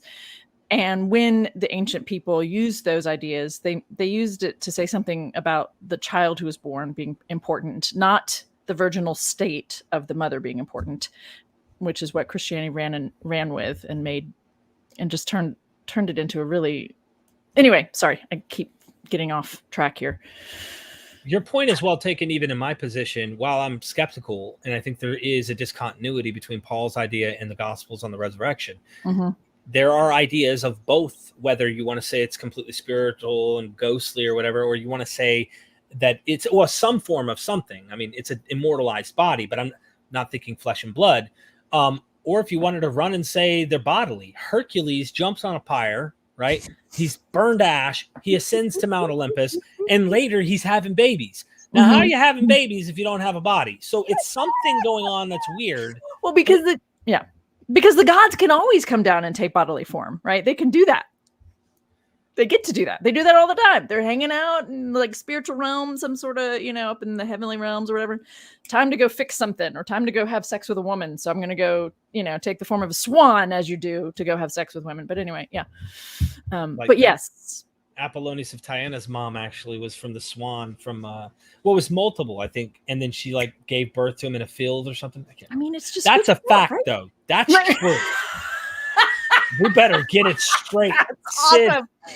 Yeah, thank you for that. And these stories have power. They communicate a meaning, right? Not literal history, right? I'm with you on that, and I can appreciate that so much more than trying to tell people they're going to cook by an all-loving, powerful God if they don't believe it. I'm scrolling down. I don't even know where we're at. We really, really, really, really had a lot of questions. Oh, okay. We have so much fun here that we just let me make sure I'm catching. Yeah. I'm so sorry. Please bear with me. Yeah. There's a huge break. The challenge. Okay. Okay, there's the fun. Okay, here we go. Here's your friend back again. John's back. John, thank you for the super chat. The challenge is how to separate what we think Paul meant and what Jesus meant. When we filter our understanding through Paul, we risk losing Christ altogether. Yes. And then, okay, the scholar in me wants to say, well, okay, I think of Jesus of the Gospels and the Christ of Paul, because Paul's ideas are theology, right? And that's where we get the Christ of faith. I saw you had that conversation recently also, I think, the Jesus of history versus the Christ of faith. But I'm just being nitpicky here because I know that the message of Christ in terms of love and forgiveness, all of that is very important to John as a pastor, right? And I think John and I are going to disagree on at the end of the day on some of this, partly because I'm okay with challenging the validity of some of Paul's ideas. And when you're in a church and you are pastoring to people, right? Sometimes the last thing you want to do is challenge their theology or have a conversation that's going to overturn the boat, right? And I get that. That's why my ideas don't float very well in Sunday school classes. Right. I know John knows. John is, yes, and John appreciates what I'm doing. But yeah. I mean, what I was a Presbyterian before I got excommunicated, but John will probably know right away. Like, okay, that can't be my kind of. He's probably more on the liberal side of Presbyterians. Mm-hmm. I was in a PCA. Yeah, like it was the most conservative. Yes, and we had women that were actually wearing head coverings, and they believed we were like I don't know, the PCA version. We read the Puritans and stuff. We were like taking wisdom from the Puritans. Wow. Yeah, that's hardcore. So, John, you can feel bad for me, my friend. Don't worry. I appreciate all the sympathy. Yes, but I keep reading his comment. Right, when we filter our understanding through Paul, we risk losing Christ altogether. I mean, I think it's an interesting comment, right? Because it backs up what I've been trying to suggest, at least, which is there's a difference between who Jesus was and what he stood for and the message of love and forgiveness that we can find there versus the idea that we get from Paul, which is that a death is required for your forgiveness and, the thanaphilic element of Christianity that we get from Paul, which is, anyway, that's another conversation off of John starting with there's a unit here with all this. There has to be a connection, harmonizing, and you're starting with there's difference, and the difference is a problem, whereas he's seeing there needs to be a solution here. Aaron Colson, thank you for the super chat. What do you think Christianity could have looked like without Paul's magical thinking? And what is this? Apophenia. I'm not familiar with that word. What is apophenia? Are you going to look at it? I can't. I could Google, I guess, on my phone and not on my laptop. What does apophenia mean? Apophenia. The tendency to perceive a connection or meaningful pattern between unrelated or random things, such as objects or ideas. What psychologists call apophenia, the human tendency to see connections and patterns that are not really there, gives rise to conspiracy theories. Wow, everybody! I am loving this question right now. Right? That's Paul. I think Paul's definitely falling into that category, but so are a lot of people. The Qumran sect, I think, was also running into this problem a little bit. Yeah, I don't know that they got as carried away, maybe as Paul did, but and their ideas didn't last. So Paul's just happened to catch on. I think actually I would adjust the question to: would we have had Christianity without Paul's magical thinking and apophenia? I don't think we would have. I mean, obviously, how can we even go down that road, right? What ifs, but I just love the question. Magical thinking and apophenia. Oh, I love learning something new today. That's great. What do you think Christianity would have looked like without Paul? We just wouldn't have it. I just don't know. Do you think? I don't think it would have survived. Well, the Gospels. What do you think the Gospels would be? But remember, the Gospels came after Paul made all these claims. I don't know that we would have this whole Jesus thing to begin with. Good point. It's a great question. It is a great question. Speculate about, though. Yeah, let's speculate for a little bit longer about this. Because how much time do we have to give to this Not question? A lot. No, not too long. I just wanted to think about if we didn't have Paul's letters, which would mean we probably wouldn't have had his pseudo letters, which would mean half the New Testament is not in the New Testament. Well, we wouldn't have the need to tell this particular Jew named Jesus' story if we didn't have this other Jew named Paul who's out there making these claims about this particular Jew's execution means something for Gentiles.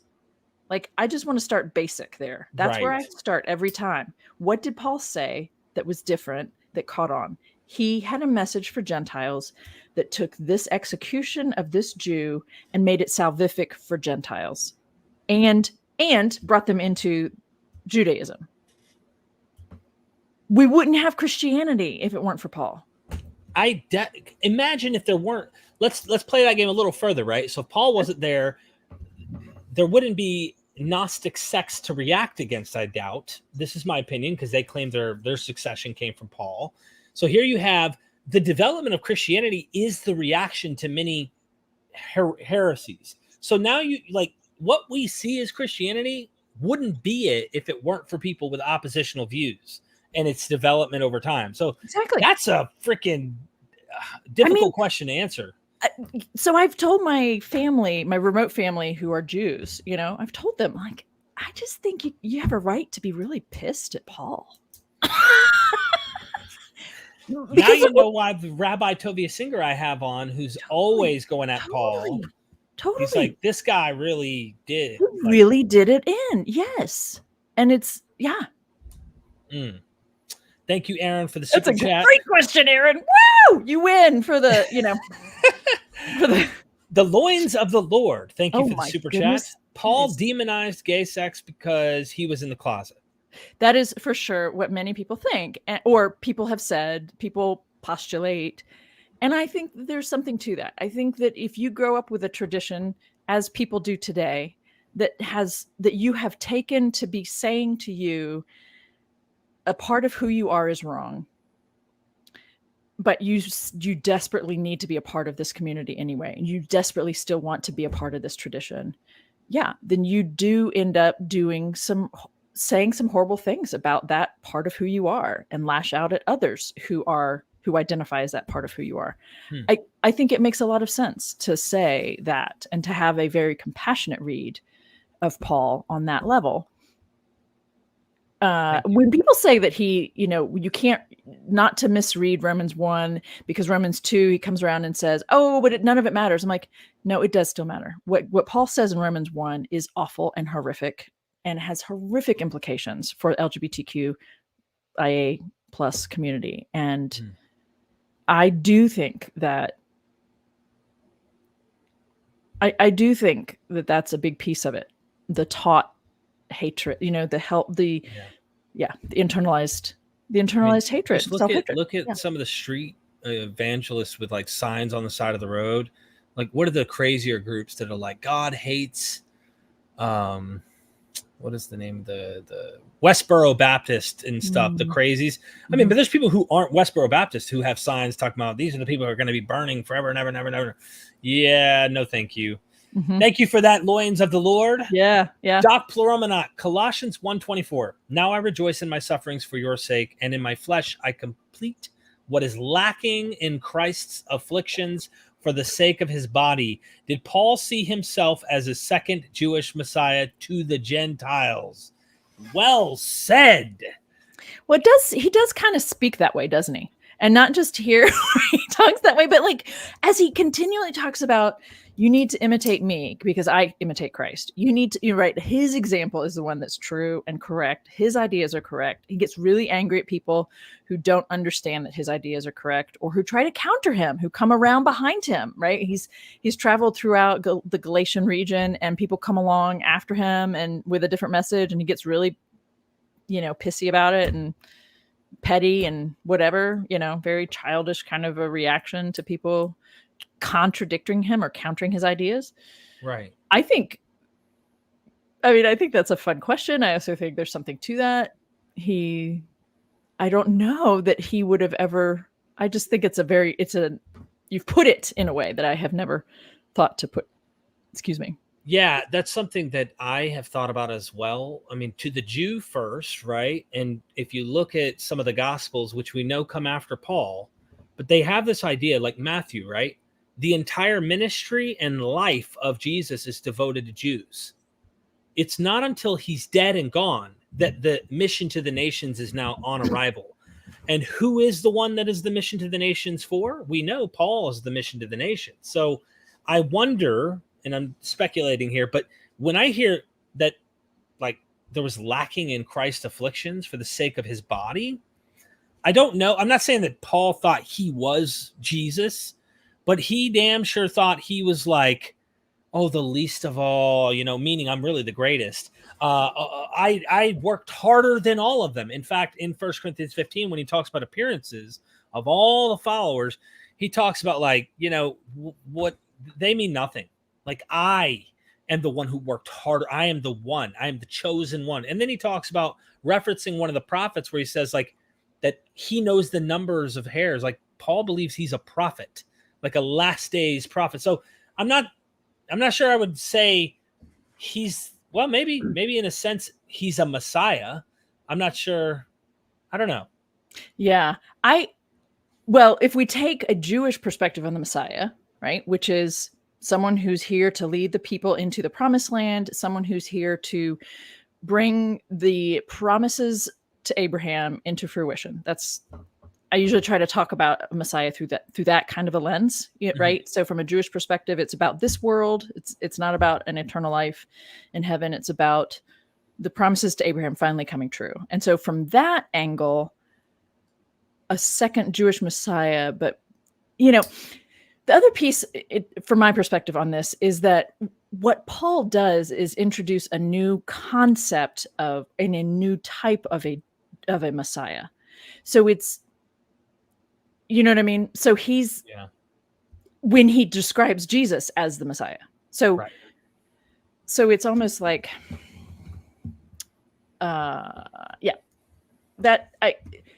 so he isn't the same kind of a Messiah that Jesus is. Because he's doing something new and different. So I think this is a very fun way to ask a question. I'm not sure that I think that he did see himself that way. Yeah. It is a fun thing. It is a fun question. Yeah. Discovering Ancient History with Pat Lowinger.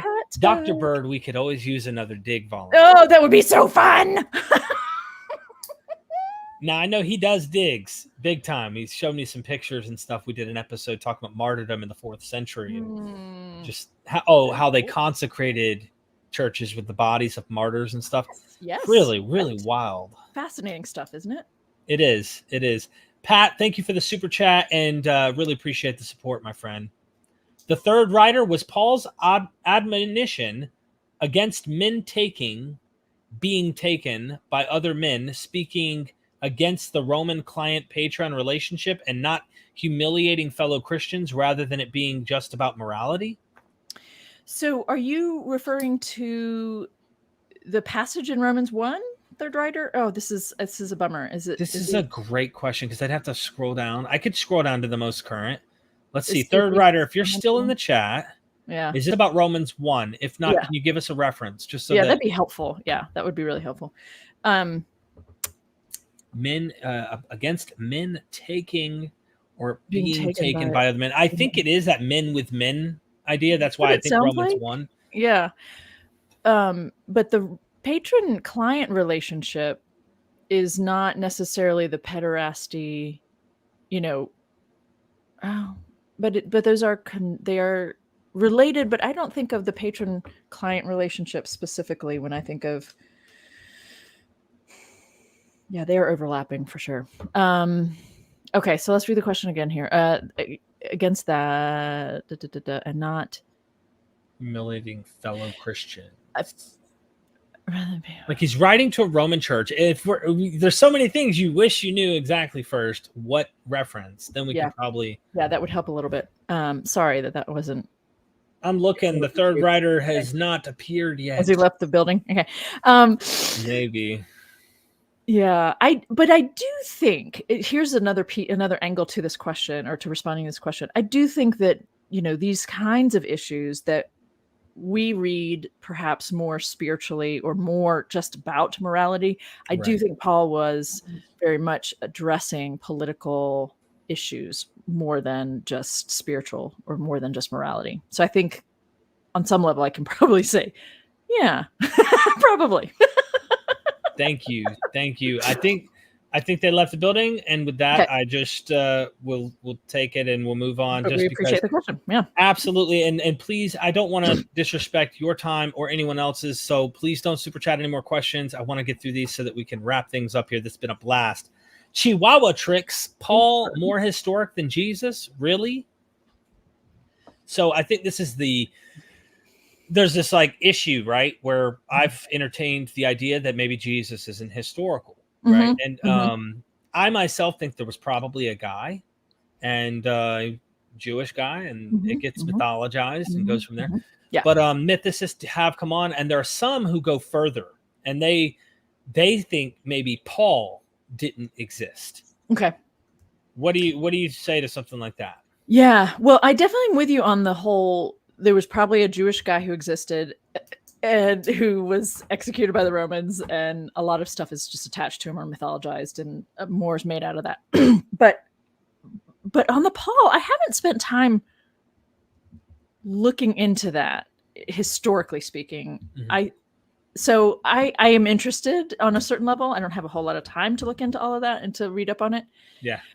So my general sense is I've kind of rested with I think there was kind of a guy, but I can't really turn to specific sources to justify that, except, I don't know. I know that for me, I think there was a guy. I don't doubt that there was this man who wrote 7 letters at this point. I'm not dying on the hill of did he actually write everything written in those 7 letters. I think there was probably a guy there.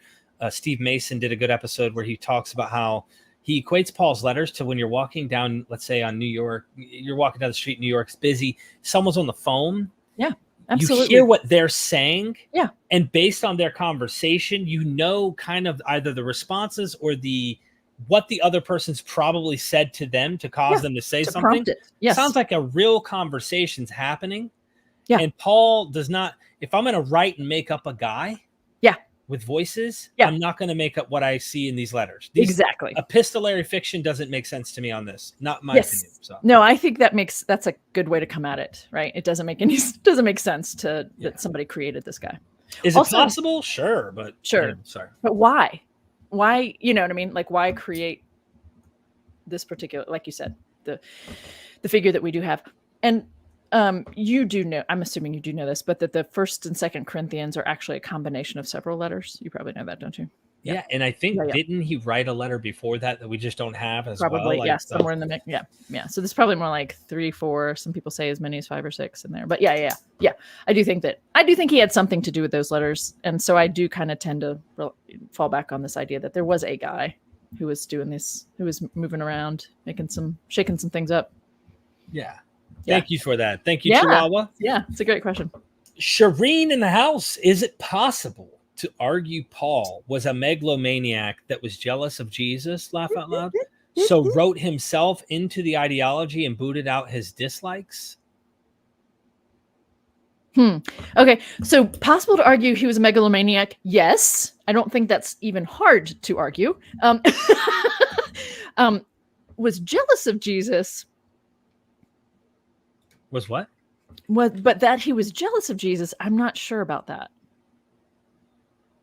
But if you want to take that angle, is that why he was persecuting Jesus's followers? He was jealous of what Jesus was up to, I guess, potentially. But wrote himself into the ideology, and I'm not quite following with the end of that. So booted his you know how he's like, hey, I don't care about the super child. They're false apostles. They're super apostles. He's anti the 12. He's like arguing against the others. Well, yeah, I guess I again, this is fun and it's a playful comment / question. I kind of go a little bit deeper into that in terms of, I think it was more complicated than that, I guess. You think that his reaction to them was them saying, dude, get the hell out of here? Like they reacted him. I mean, I guess the question would be in this, Shireen, forgive me, but I think this is relevant, is when in Galatians, he kind of tries to say like, look, they approved me, man. As long as I bring the money, they were good. But then they turned on me and they started doing these funny things. That's why I confronted Peter to his face when he ends up acting one way when the Jews are around. And then when, another, when it's just Gentiles, he's reacting to these people. I kind of wonder if Paul's feeling like they're not accepting him in. They're not, the 12 are not cool with this cat that's coming on the scene. Oh yeah. Yeah. But here's the thing. I want to be clear, I guess, in terms of what I meant. What I meant when I said that was, I want to be clear that my understanding of all of that is about this tension and this issue of bringing Gentiles into this Jewish realm. Mhm. And what does that look like? And they did. I do think they did disagree on that. And I do think that Paul is, I mean, he's trying to assert that he's correct. He's trying to over and over, do that, say that. And he does say that and do that in his letters. Do you think Paul, and this is speculation, everybody, we are having a little fun. That's all we're doing. Do you think that Paul is making up that treaty that they had in Galatians? Do you think he's kind of fabricating it and going, listen, I told them the whole truth of my message. They said this is good. Do you think he held back a few things like, hey, I'm definitely not going to be teaching anything Torah related to Gentiles? I don't know. What do you think? I think I am thinking differently of the whole passage in general that you're referring to. And so I kind of want to hang on. Galatians 2. Like, you remember he says, I go and I only saw, I think it was James or it was Peter. After 3. Yeah, go ahead. Yeah. So after he went and prayed out in the desert to figure out what he was going to say about Jesus now and how Jesus is salvific for Gentiles, afterwards I returned to Damascus. Then after 3 years, I did go up to Jerusalem to visit Peter or Cephas and stayed with him 15 days, but I did not see any other apostle except James, the Lord's brother. In what I'm writing to you before God, I do not lie. Why? Then I went to the regions of Syria and Cilicia. I was still unknown by sight there. They glorified God because of me. Then after 14 years, I went up to Jerusalem with Barnabas. Is this the part you're talking about, Derek? Yeah, I think it is. When I went, kind of approved it. Right. They approved. But the issue is whether or not Gentiles need to be circumcised. It's always about men's phalluses. I'm sorry. It always comes back to the phallus. The pecker checker. What?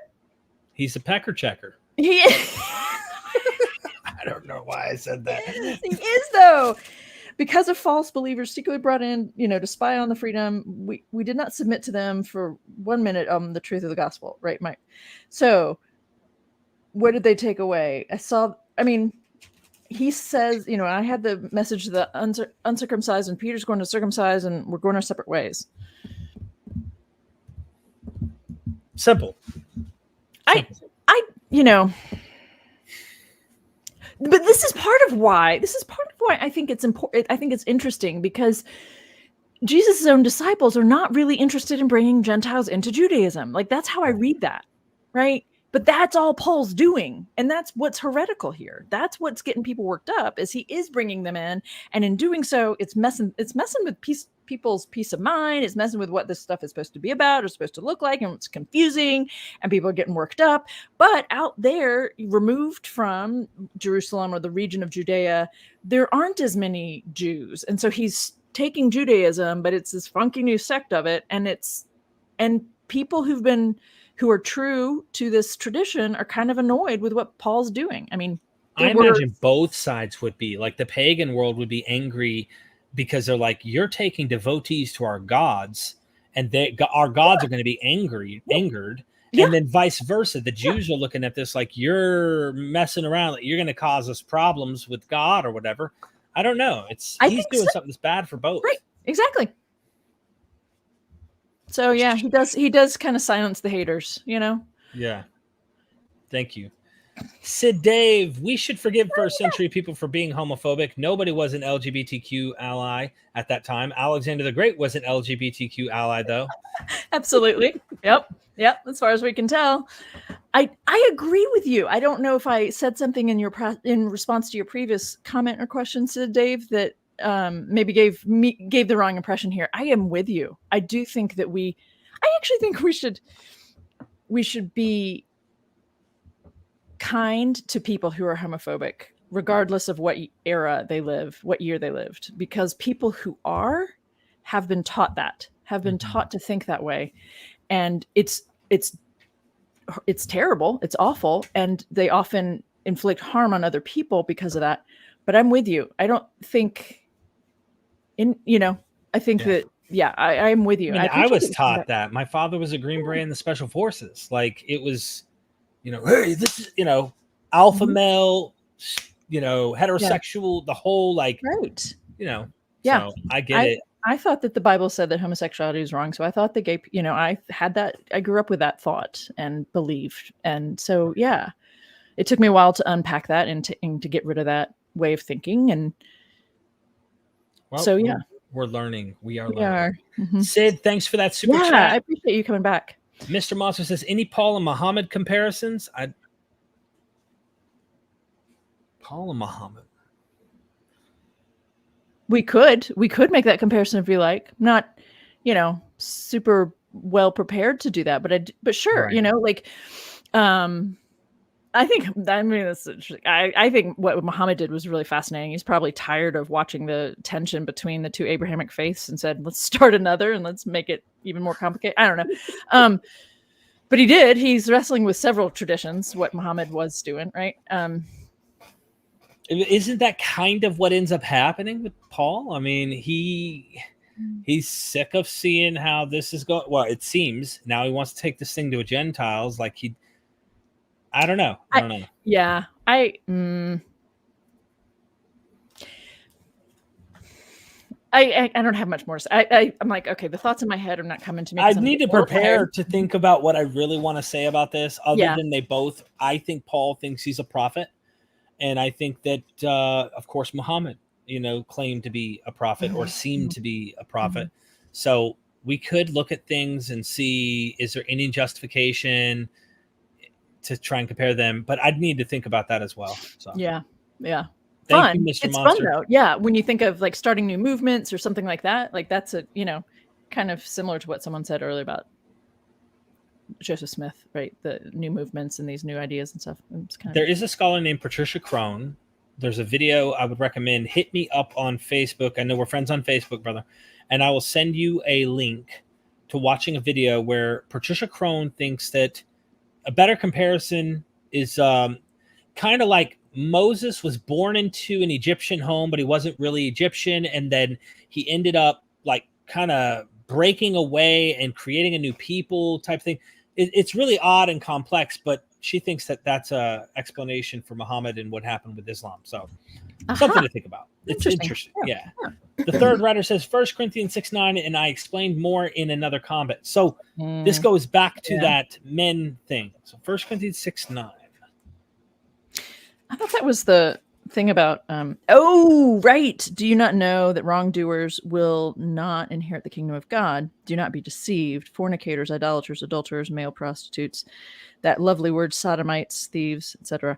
And so this is the question, is Paul here not really about morality, but about not taking advantage in patron-client relationships? So I think the third writer is actually asking about if the reference. So let's be clear about something. The term in the Greek behind sodomites is arsenokoites, which is a term that biblical scholars to this day are going to argue over in terms of what does it actually mean? What is it actually a reference to? What is arsenokoites a reference to? If you pull the word apart, it's someone who lies with a man, coitus, right? So someone who lies with a man, that could actually be a couple different categories of people. So we don't even know who that term is a reference to, but people assume or take it to mean men having sex with men, that isn't the only category. So there's that. But if it is that, is it a reference then to pederasty? But that's in verse 9 down here with that. Wasn't he?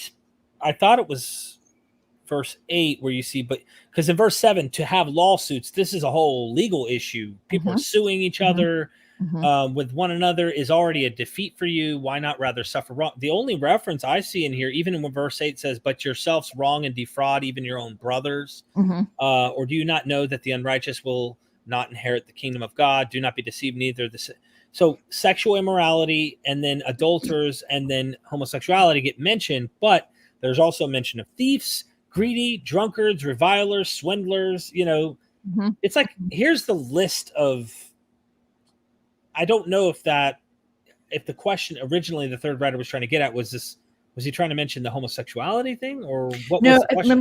remember it was the question of when Paul is down on men taking on men, was he actually commenting on the patron-client relationship instead of making a morality thing?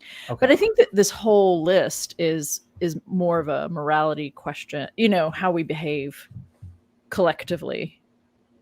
He's also thinking the end is going to happen in a couple weeks. So that's the other reason why it just makes me laugh that we take Paul so seriously. Like, he literally thought the world, like the era, was coming to an end, and it didn't.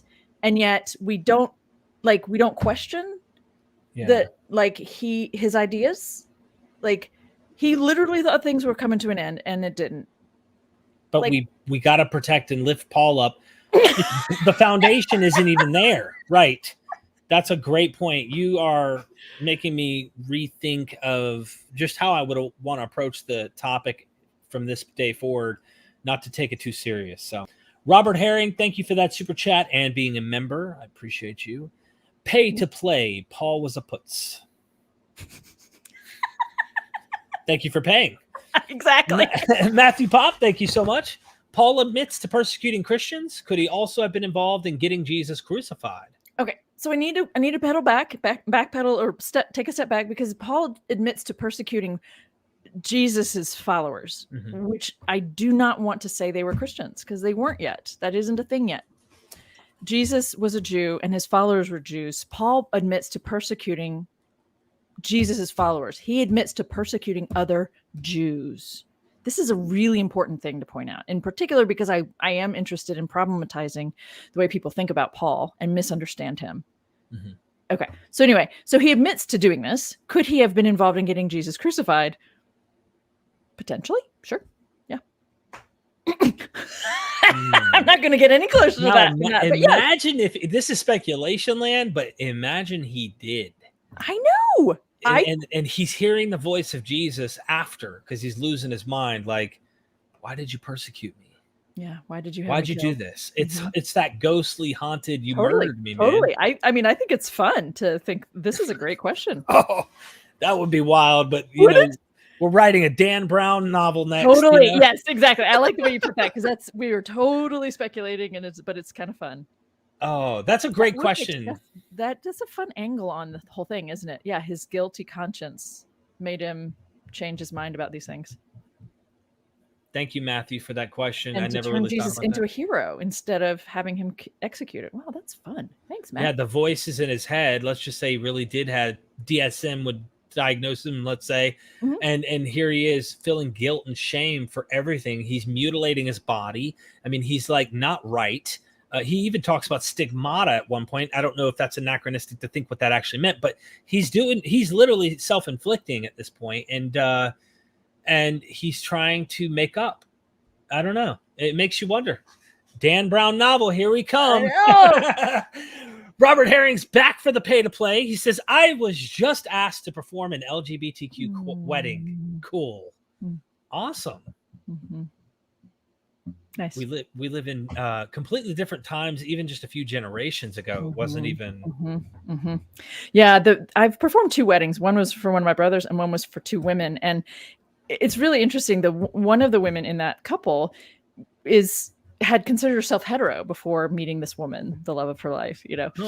And she's a conservative Christian, and she's really struggled with coming to terms with what she, like this beautiful marriage she's a part of, but her scriptures say she's been taught to read her scriptures a different way. And so she's still working on it, like trying to reconcile her belief and her faith with who she is, and this beautiful, beautiful love she has in her life, Wow. That sucks in a way. It does. It really does. But every single Christian cherry picks. So like, go ahead and cherry pick, sweetheart. Like, have a blast. Right? Everybody does it. Just go do it too. But I get it. If you're conservative about it, that would be a problem. Robert, thank you. Yeah. Appreciate that. I hope you do it. I hope it goes well. Yeah. Let me know how it does go. James Apperson, last one. Here we are. Okay. Dr. Robert Sapolsky says both Paul and Muhammad had temporal lobe epilepsy. Okay, this is interesting. And that's why they started those religions. Just throwing that out there. That is really interesting. Yeah, because there's places where he's snorting like a camel, I think, or something. Like what? Muhammad. Oh. Like he has what people are trying to describe about him. Okay. Like he's having seizures. And then he has these revelations. And so I'm reading a book. Well, it's on Audible. It's on hallucinations. I can't believe I can't remember Oliver Sacks, and just going how the man who mistaked his wife for a hat, like a guy actually thought his wife was a hat, and that's how bad the hallucinations were. And he's showing that there were so many examples that come up in this book of people normal, like out of nowhere hallucinations hit, and some people have them all the time. Like he goes into all these examples, and you can't rule it out that these spiritual minded men who had these appearances and these things aren't hallucinating. You really cannot rule it out. Nope. You ought to actually be considering ruling it in for consideration. Taking that seriously. Yeah. Oh, I love it. I love it when you come on this channel. James, thank you for the super chat. Yes. Can we plug you on our way out here real quick? Sure. I was gonna say that was a fun question to end, or a comment really to end on. I appreciate knowing that. This is the book that inspired the question for today. Yes. Yeah. Go get it. Tell Pamela that we gave her a shout out here on MythVision. Also, your book, Permission Granted. We need to do an episode on this specific book. Let's do it. And I'm actually going to be doing a giveaway on Tuesday on Facebook. I do it through Facebook. Okay. There'll be a post on Tuesday. I guess I can tag you on it, but I did it a year ago and it went really well. It was really kind of a fun exchange with some people. So, giving away not Audible, but just paperbacks. So even better. Yeah. Get you a paperback copy. Yes, so you can reread. Yeah. And just so everybody who's watching right now, what is this book about so that they... Oh, yeah. Just the quick lowdown is it comes out of teaching 36 intros to the two primary testaments of the Christian Bible, the Old Testament, New Testament. I call them Hebrew Bible, Newer Testament. But it's the really important, juicy, helpful conversations that I had in classrooms, undergraduate level. And students were like, I wish I could share this conversation with my family or my friends. And so I was like, I'm going to write that book. I'll write that book. And so these are it's topically arranged, but it's like conversations about violence in the Bible, or are women really supposed to be baby makers, or, what's going on in the garden story, blah, blah. So just some of the big stuff that helps to reframe the way we think about what the Bible is and is not. And that's my main shtick really, is kind of helping people have a more advanced, a more complex relationship to their understanding what the Bible is, so that you can have a more mature faith or mature way of handling and talking about the Bible, whether or not you're a Christian or a Jew, but that just to have a better understanding. Or a skeptic like me. Exactly. Who still enjoys learning this stuff. So yeah, exactly. Your YouTube channel, I hope everybody goes and subscribes. Where were we at in subscribers before we started the show? Do you remember? 136 before the show. We were. Yeah. All right. Let's see how faithful MythVision fans have been. You're sweet. I'm giving a few seconds while I mention this. I got to give this gives you the head start to better go ahead and subscribe. Okay. So I do this once in a while. And when I advertise people who are guests who come on and do this, there's always someone that comes through and will subscribe and follow or get the book or whatever. And so I like to see that. It makes me feel good when I see I've helped, right? Let's see what we got here subscriber wise. And if it hasn't gone up, I'm okay with that. But look at that. Almost 30. Thanks. Yeah, that's nice. All right. Yeah. Awesome. I appreciate Thanks it. for those 30 who just went and subscribed. Yeah, exactly. Right? I'll take it. I'll take it too. Thank you. Your website, jennifergracebird.com. Yeah, we're at the editorials here page, but there are some other interviews I've done over the years. I'm working on a podcast. I have all kinds of fun things out there that I'm trying to just help people engage the Bible more critically thinking oriented. And look, there's the copy of the book. There's the book. Yep. Did a book signing in LA. Wonderful pictures, by the way. You did great. Thank you. Yeah, that photo shoot actually was with the couple that I mentioned that I did their wedding. Yeah. Yeah.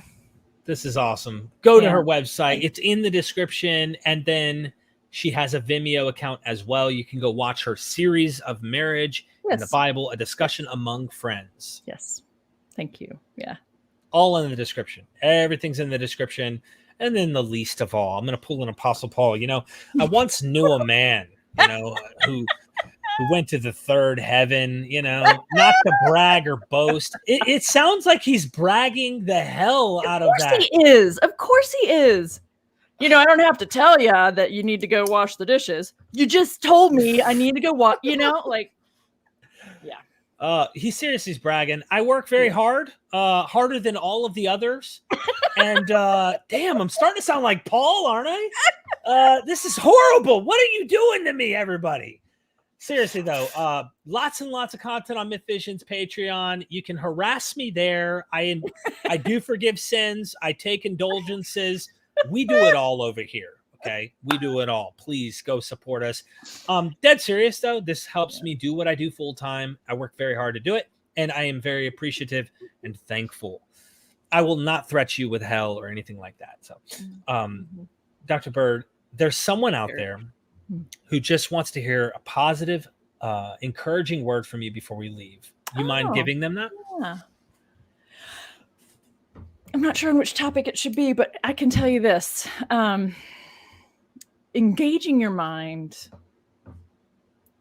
and respecting your mind is a beautiful thing. And I think it can be scary at times, but I think it is ultimately freeing to have integrity of your mind in the way you live and what you believe, and what you allow in your world. So I don't know if that makes sense, but I think it's a good thing to respect who you are and what you're thinking. I took away from that you have some experience, and you are sharing some real good life experience with everybody. Be who you are, love yourself, don't hate your flesh, don't hate yourself, okay? Like, love who you are and love others for who they are. And let's keep doing this. I love you, everybody. Yeah. And I love you, Dr. Bird. I really appreciate this. It's really fun. Thank you. Thank you, everybody. Hit the like button, visit the description, and never forget, we are MythVision.